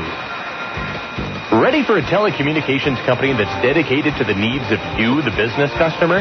You're ready for XO. Now you can simplify your business with everything from local to long distance, internet access to web hosting, packaged together or a la carte, and a nationwide network so you can serve virtually all your offices, all on one bill, and all from one company. Call 503-277-1400 or visit XO.com to get connected. XO, not just talk. When flying out of town for work or pleasure, leave your car and your worries at Thrifty Airport Parking. It's conveniently located on Northeast Holman, just off I-205 next to PDX. Thrifty has free 24-hour shuttle service with courteous drivers that take you to and from the airport. More importantly, your car is safe because Thrifty's lot is paved, fenced, and well lit. Check out Thrifty's web specials at thriftynorthwest.com or call 1-888-634-PARK. Here's a hometown 9 you won't want to forget. With 9 distinct flavors like smoked turkey, honey ham, and oven-roasted chicken, Carl Buddig has always been a family favorite. And now it's even easier to keep on hand with convenient 2.5-ounce, 8-ounce, and 1-pound packages. That's because nobody gives you more flavors, more sizes, more varieties than Buddig. Carl Buddig, a real slice of life and a proud sponsor of Portland Beavers baseball. Tune in to Advice Radio 1550 and help yourself. Dr. Joy Brown from 6 to 10. Got something on your mind you want to talk about? The Dolans at 10. It's information you'll use every day. Clark Howard at noon. Spend less and avoid getting ripped off. Dave Ramsey from 3 to 6. Talk radio that changes lives. And Bruce Williams at 6. We should talk like that, too. It's radio that helps you. Advice Radio 1550 KKAD. Sound advice, no politics. It's time now for the Portland Beavers postgame show, featuring a recap of the game and scores from around the major leagues and the Pacific Coast League. Beavers baseball is brought to you in part by Portland General Electric, bringing the energy to PGE Park. By Allstate, you're in good hands with Allstate. By Fred Meyer, what's on your list today? You'll find it at Fred Meyer. By G.I. Joe's, go to Joe's, grab the gear, and seize the weekend. By Pepsi, the joy of Pepsi. By the Thomas & Auto Group, the leader in volume and selection. By Umbro, the official uniform and equipment supplier to the Portland Timbers soccer team. And by Bud Light, for the great taste that won't fill you up and never lets you down. Make it a Bud Light. Well, it began as a great ball game. It ended, well, in a little bit of a shambles, especially if you're a Portland Beavers fan. Salt Lake beat the Beavers 4-2, and they've taken the first 2 games of this 4-game series here at PGE Park. Hi, everybody. For Justin Kutcher and Bill Schonely. For Edwin Lindley back in studio, this is Rich Burke. Welcome to the Beavers post-game show. Great game here tonight. The Beavers and the Salt Lake Stingers. Salt Lake came into this series 7.5 games back of Portland, and they saw this as their opportunity to get back into the race. And for the Stings, so far, so good. We were scoreless through the first 2 innings, and heading to the bottom of the 3rd, there was still no score when Tag Bozade came up with the Beavs with a runner at first and 2 down, blasted one towards center. Julio Ramirez, who had just checked into the game as a defensive replacement after a bunch of moves surrounding Alfredo Amezaga having to come out of the game because of a pulled muscle in his leg, Ramirez raced back to the wall, leaped on the dead run, reached above the fence, and robbed a 2-run home run from Tag Bozade. So it was still a scoreless tie at the end of 3. We remain scoreless into the top of the 6th inning when, with 1 out, Sean Figgins looped a single to right and then actually worked it into a double as the ball took a big hop on Corey DeHaan. Figgins was at second base with 1 down. Then Julio Ramirez hit a ground rule double over the right field wall for the first run of the ball game. That made it 1-0 Salt Lake. Then we went to the bottom of the 6th inning. Beavers got a 2-out single and nothing else, so it was still 1-0. 1-0 Salt Lake entering the bottom of the 7th inning when, with 1 down, Mario Valdez drew a walk. Donaldo Mendez then struck out. Corey DeHaan came up. Count went to 1-2 on Corey. Fouled a couple of pitches off. Took ball 2. And then singled to right to send Valdez down to second base. That put runners at first and second with 2 down. Ben Reisinger came on to pinch hit for Yamid Hott. He had a long at-bat against starter Matt Hensley. Count went to 0-2, then 1-2. Reisinger fouled off 4 straight pitches, and then on a breaking ball was able to dunk one just inside the right field foul line. That scored the tying run. Valdez from second base, and it sent Corey DeHaan all the way to third with the go-ahead run. Bernie Castro then came up. Rich Rodriguez came out of the Salt Lake pen. The first pitch he threw was grounded by Castro up the middle for a base hit, an RBI. The Beavers led 2-1. Jermaine Clark then came up, pulled one hard toward the second baseman, Adam Riggs, who bobbled it on the play. Reisinger tried to score from second base. Riggs threw a strike to the catcher, Will Nieves, who was at home plate waiting with the baseball as Reisinger arrived. Reisinger knocked Nieves flat. Nieves held on to the ball, was none too happy about being blasted by Reisinger. Got to look to the home plate umpire, then back at the riser, and then threw the ball back in the general direction of Reisinger. It was the final out of the inning. But the Beavers had themselves a 2-1 lead. It was still 2-1 Beavs entering the top of the 9th inning. The Stingers and Barry Wesson would get revenge. In that 9th inning, Courtney Duncan came on for the Beavs. He's been shaky at times this year, and we told you it's really been all or nothing for him. He struggles or he works a 1-2-3 inning. It seems to be one or the other for Duncan. Well, went to 2-0 on Gary Johnson. We started to wonder, then to 3-0, then a 4-pitch walk to the leadoff hitter with a 1-run lead in the top of the 9th inning. Rob Quinlan then came up and hit a line drive to right field. I thought Corey DeHaan was playing a little bit too deep, and the ball dropped in front of him. DeHaan tried to short hop it, couldn't do it. The ball skipped by him, went for a triple. When the dust had settled, the tying run was home. The go-ahead run was 90 feet away, nobody out in the 9th inning, and Courtney Duncan had blown just his 3rd save of the year. Adam Riggs came up, grounded out to third base. Quinlan held third. Then Barry Wesson came up, hit a ground ball to Pelaez at third, a play that Pelaez normally would make. It was hard hit. It was to his left, hit off the thumb of his glove, went out into left field. It was a base hit for Wesson, and Salt Lake had a 3-2 lead. Trent Durrington would come up. He would single, sending Wesson to third base. Keith Johnson hit a fly ball towards, medium deep left center, maybe just on the shallow side of medium deep. Jason Bay made the catch. Wesson, I think, with fire in his eyes, decided to test the arm of Jason Bay, and he was barreling in on Ben Reisinger as the throw came in. Bay may have been just a tad bit surprised that Wesson was testing his arm from that shallow a distance. Wesson, as the throw came in, knocked Reisinger flat in retaliation for Nieves being knocked flat, and the throw went through, and Wesson scored. That made it 4-2 Salt Lake. The bottom of the 9th inning, the Beavers went 1-2-3 against Doug Nickel. Final score, Salt Lake 4, Portland 2.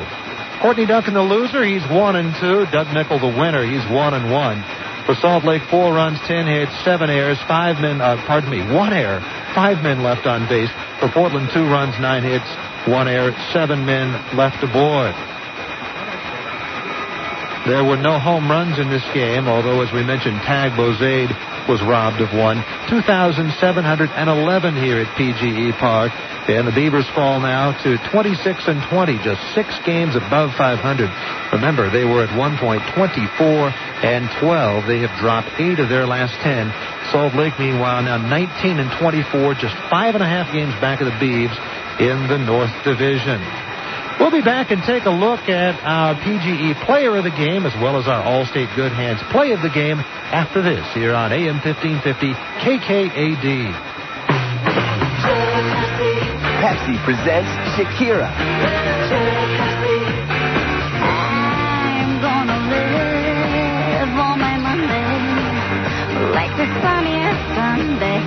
I'm gonna go through life every moment thinking of you always. I'll be there to beat your fears in over 365 days a year.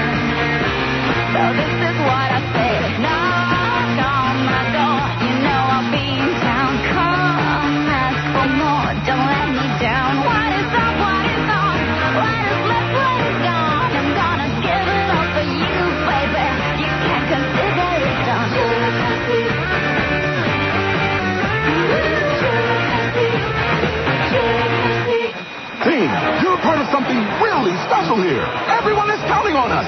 So get out there and give 1%. At U.S. Bank, we're all giving 1%. A 1% cash rebate, that is. Just sign up for free checking with Checking That Pays, and you could earn up to a 1% cash rebate when you use your U.S. Bank check card to make purchases. For more details, stop into any U.S. Bank branch. Call 1-800-720-BANK or visit usbank.com. Member FDIC.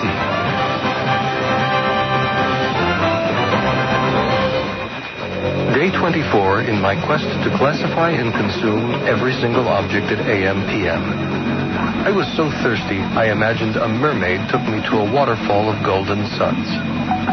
But when I belched, she swam away. Discover 12 packs of Corona for just $10.99 at AM/PM. Too much good stuff. At participating stores for a limited time. Prices may vary. Must be 21 years of age or older to purchase alcoholic beverages. AM/PM reminds you not to drink and drive. When you drink, always have a designated driver.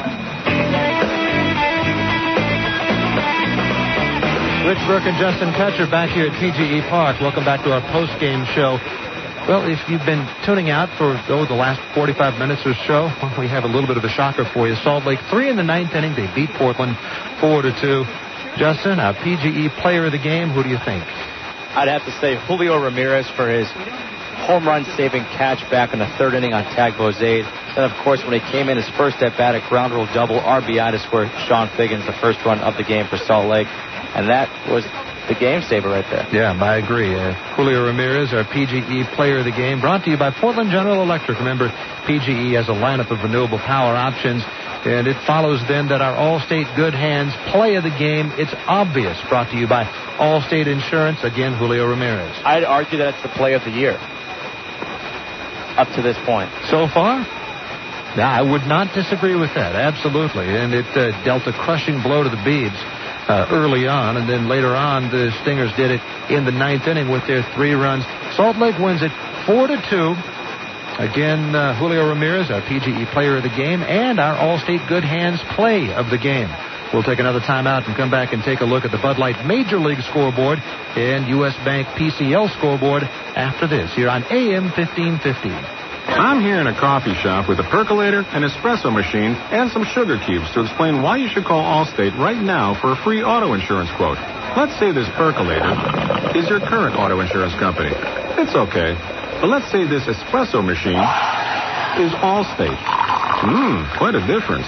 Well, here's something represented by these sugar cubes that could make it taste even better. Right now, qualified drivers who call Allstate for a quote may be able to get a company this good for this kind of price. Maybe even less. Sweet, huh? So let's recap. Qualified drivers who call Allstate now for a free auto insurance quote may be able to get a company this good for this kind of price. Maybe less. It's just one more way the right hands make all the difference. To find out more, call 1-800-ALLSTATE, see your local Allstate agent, or visit allstate.com. Rates will vary, subject to availability and qualifications. Allstate Insurance Company and Allstate Property and Casualty Insurance Company, Northbrook, Illinois. You're in good hands with Allstate. You know that feeling you get the first day you start a new job? It's a nervous excitement in the pit of your stomach, because you know everyone's looking at you, wondering who you are and what you're going to do. Well, that's kind of like what we're going through. We're Comcast, and we're your new cable company. And we know that right now, all eyes are on us. And that's okay. We're the new guy, and that's how it goes. But we hope you'll give us a chance, because we promise we're going to be committed. We're going to be dedicated. And every day, we're going to be there for you, doing our best to help you connect to all the things you love most. Because that's our mission. That's what we do. And we're confident that once you get to know us, you'll be just as glad to have us as we are to be here. We're Comcast, and we're ready to work. Comcast, proud to be Portland's new cable company. Back here on our post-game show, time now for a look at our Bud Light Major League scoreboard. First of all, in the National League, Montreal beat Florida by the final score of 6-4. Philadelphia beat the Mets 11-7. Pat Burrell in a 1-for-17 slump. All he needs is a trip to Shea to cure his woes. He's always hit well there. Burrell, 2 home runs to lead the Mets to the Phillies to the 11-7 win.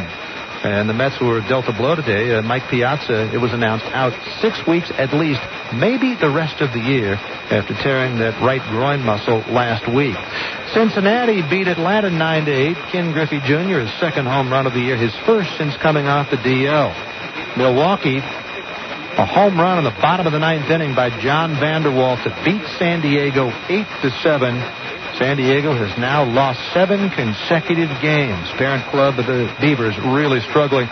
Good news, though, Sean Burroughs was 3 for 5 in that game. His average up to 276. He is hitting much better of late. Houston nipped St. Louis 3-2 with Wade Miller 7 innings, just 3 hits. And he hit a 2-run double for the Stros. San Francisco survived a 5-run 8th inning by Arizona to hang on to beat the D-backs 6-5. Arizona falls now 7.5 back to San Francisco after a big win over the Giants last night. Barry Bonds hit home run number 12 in the Giants' loss. Kevin Brown improves to 5-1 as the Dodgers beat Colorado 3-1. Eric Gagne, his 16th save of the year. Over in the American League, Boston got a measure of revenge on the Yankees. They beat the Yanks 10-7. Pedro Martinez, by the way, was supposed to start that game. Couldn't do it. He's day-to-day with a mild strain of a muscle in his back. Jose Contreras, just up from AAA Columbus, his first game back, walked 3 in an inning and a third in the Yankees' loss at Fenway. Boston now back into a first-place tie with the Yanks. Each of those teams now 28-17. Cleveland beat Detroit 6-4. Boy, the Tigers find new ways to lose. The Tigers led 4-3 in the top of the ninth inning. 2 on and 1 out. And a rookie second baseman for the Indians named Brandon Phillips hit a game-winning 3-run home run. Former Portland Rocky Matt Roney. Texas beat Tampa Bay 5-2. It was the White Sox 4, Toronto 1. Seattle beat Kansas City 7-4, and the Royals struggling now. They've lost 4 consecutive games, and their loss, Minnesota also lost to Oakland 4-1, and so Kansas City remains a half game out in the American League Central. The Royals lose an opportunity to vault back into first. One game still in progress in the American League. Baltimore leading Anaheim 6-5 in the bottom of the 8th. On our U.S. Bank PCL scoreboard, Edmonton beat Fresno 7-3, and so now Edmonton just 3 games back of the Beavs. Tacoma, game 1 of a doubleheader, they win over Sacramento 3-2. The winning pitcher in that game, Aaron Looper. The losing pitcher, Aaron Harang. The save, Aaron Taylor. Maybe they were Aaron and out in Tacoma, game 1 of the doubleheader. So pending game 2 of the doubleheader up there, Tacoma 4.5 back of Portland. Game 2, they're tied at 1 in the top of the 3rd inning. New Orleans shut out Albuquerque 6-0. Rodrigo Rosario, complete game 2-hit shutout. No walks, 10 strikeouts for New Orleans, the AAA club of the Houston Astros. Rosario now 4-4. Colorado Springs knocked off Iowa 5-1. Tucson shut out Vegas 8-0. It was Nashville 9, Memphis 2, so Nashville stays a game behind New Orleans in the East Division. Oklahoma knocked off Omaha 3-1. We'll be back for a little more right after this. Once again, our final score, Salt Lake with 3 runs in the 9th. They beat the Beavs 4-2. And now a big chicken moment brought to you by Carl's Jr. Honey, are you awake? I heard something downstairs. Go check it out. I do not want to go check it out. You go check it out. You're the guy. Guys, go check it out. You come with me then. What? Are you kidding me? Why should the guy always have to do all the checking? You know, it's not fair. What if it's the burglar? So what am I going to do that you can't do? Would you just be a man and go downstairs? It's probably the cats. The cat that we don't have? I got a better idea. What if we just hide under the covers? Oh, can't believe it. I will check. Sweetie, if you get in trouble, just yell. I'll be right here. Don't be a big chicken. Eat one. Introducing the Big Charbroiled Chicken Sandwich at Carl's Jr. With a 1/4 pound of all-white meat chicken, it could be one of the biggest chicken sandwiches in the world. At participating restaurants, comparisons based on average pre-cooked weight at quick-serve restaurants. Rich, subtle, fiery. What defines great gourmet coffees? It's all a matter of taste. For some, it's robust. For others, it's lingering. But for all the differences in personal taste, there's one word that every palate can agree on. Boyd's. With over 70 blends and varietals of gourmet coffee, we supply the satisfaction. How you describe it is up to you. Mysterious. Know what coffee you're drinking. Ask for Boyd's by name in restaurants and select grocery stores. Delicious. Hey, you gotta be here to grab the gear. Better get ready to go. G.I. Joe's, your $40 store.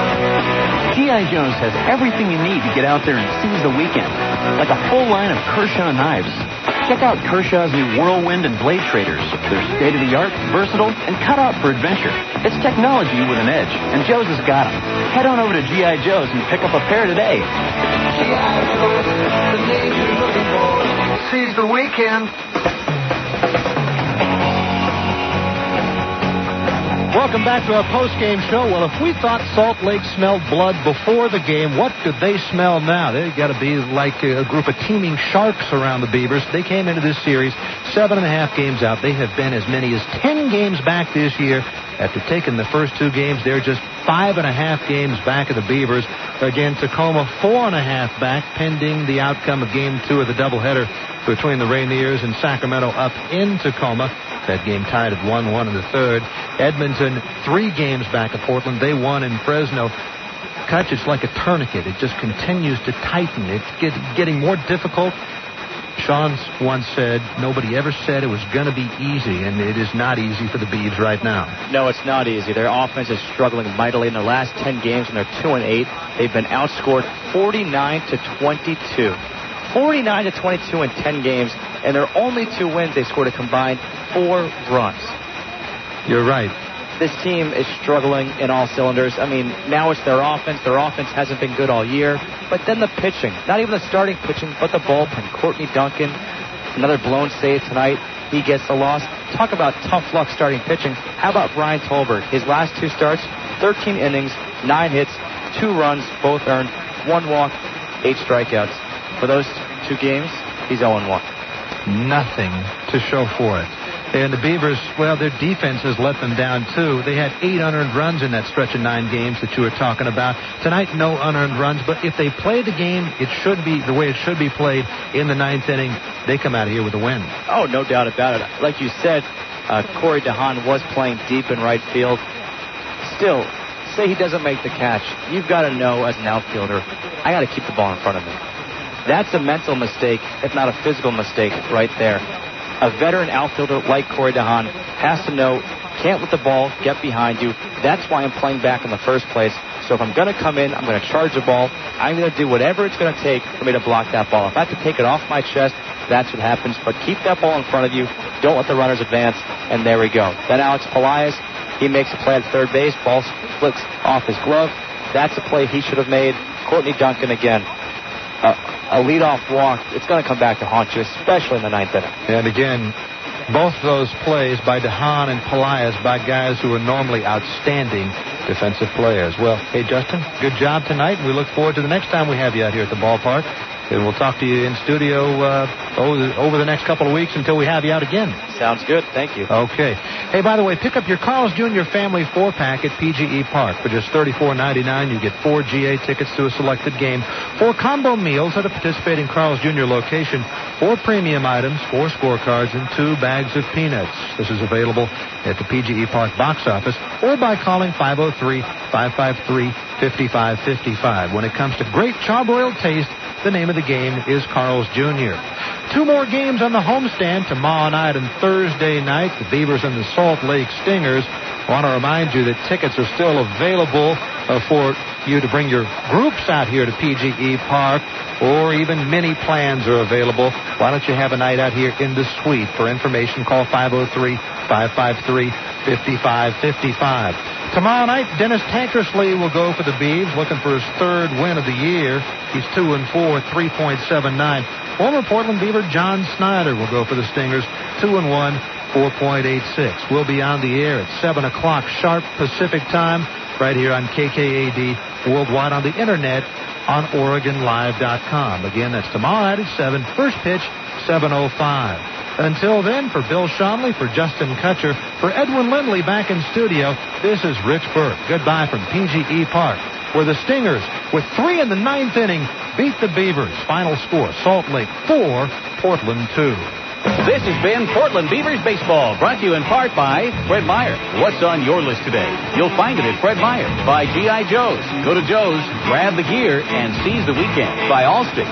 You're in good hands with Allstate. By Pepsi. The joy of Pepsi. By the Thomas & Auto Group, the leader in volume and selection. By Umbro, the official uniform and equipment supplier to the Portland Timbers soccer team. By Bud Light, for the great taste that won't fill you up and never lets you down. Make it a Bud Light. And by Portland General Electric, bringing the energy to PGE Park.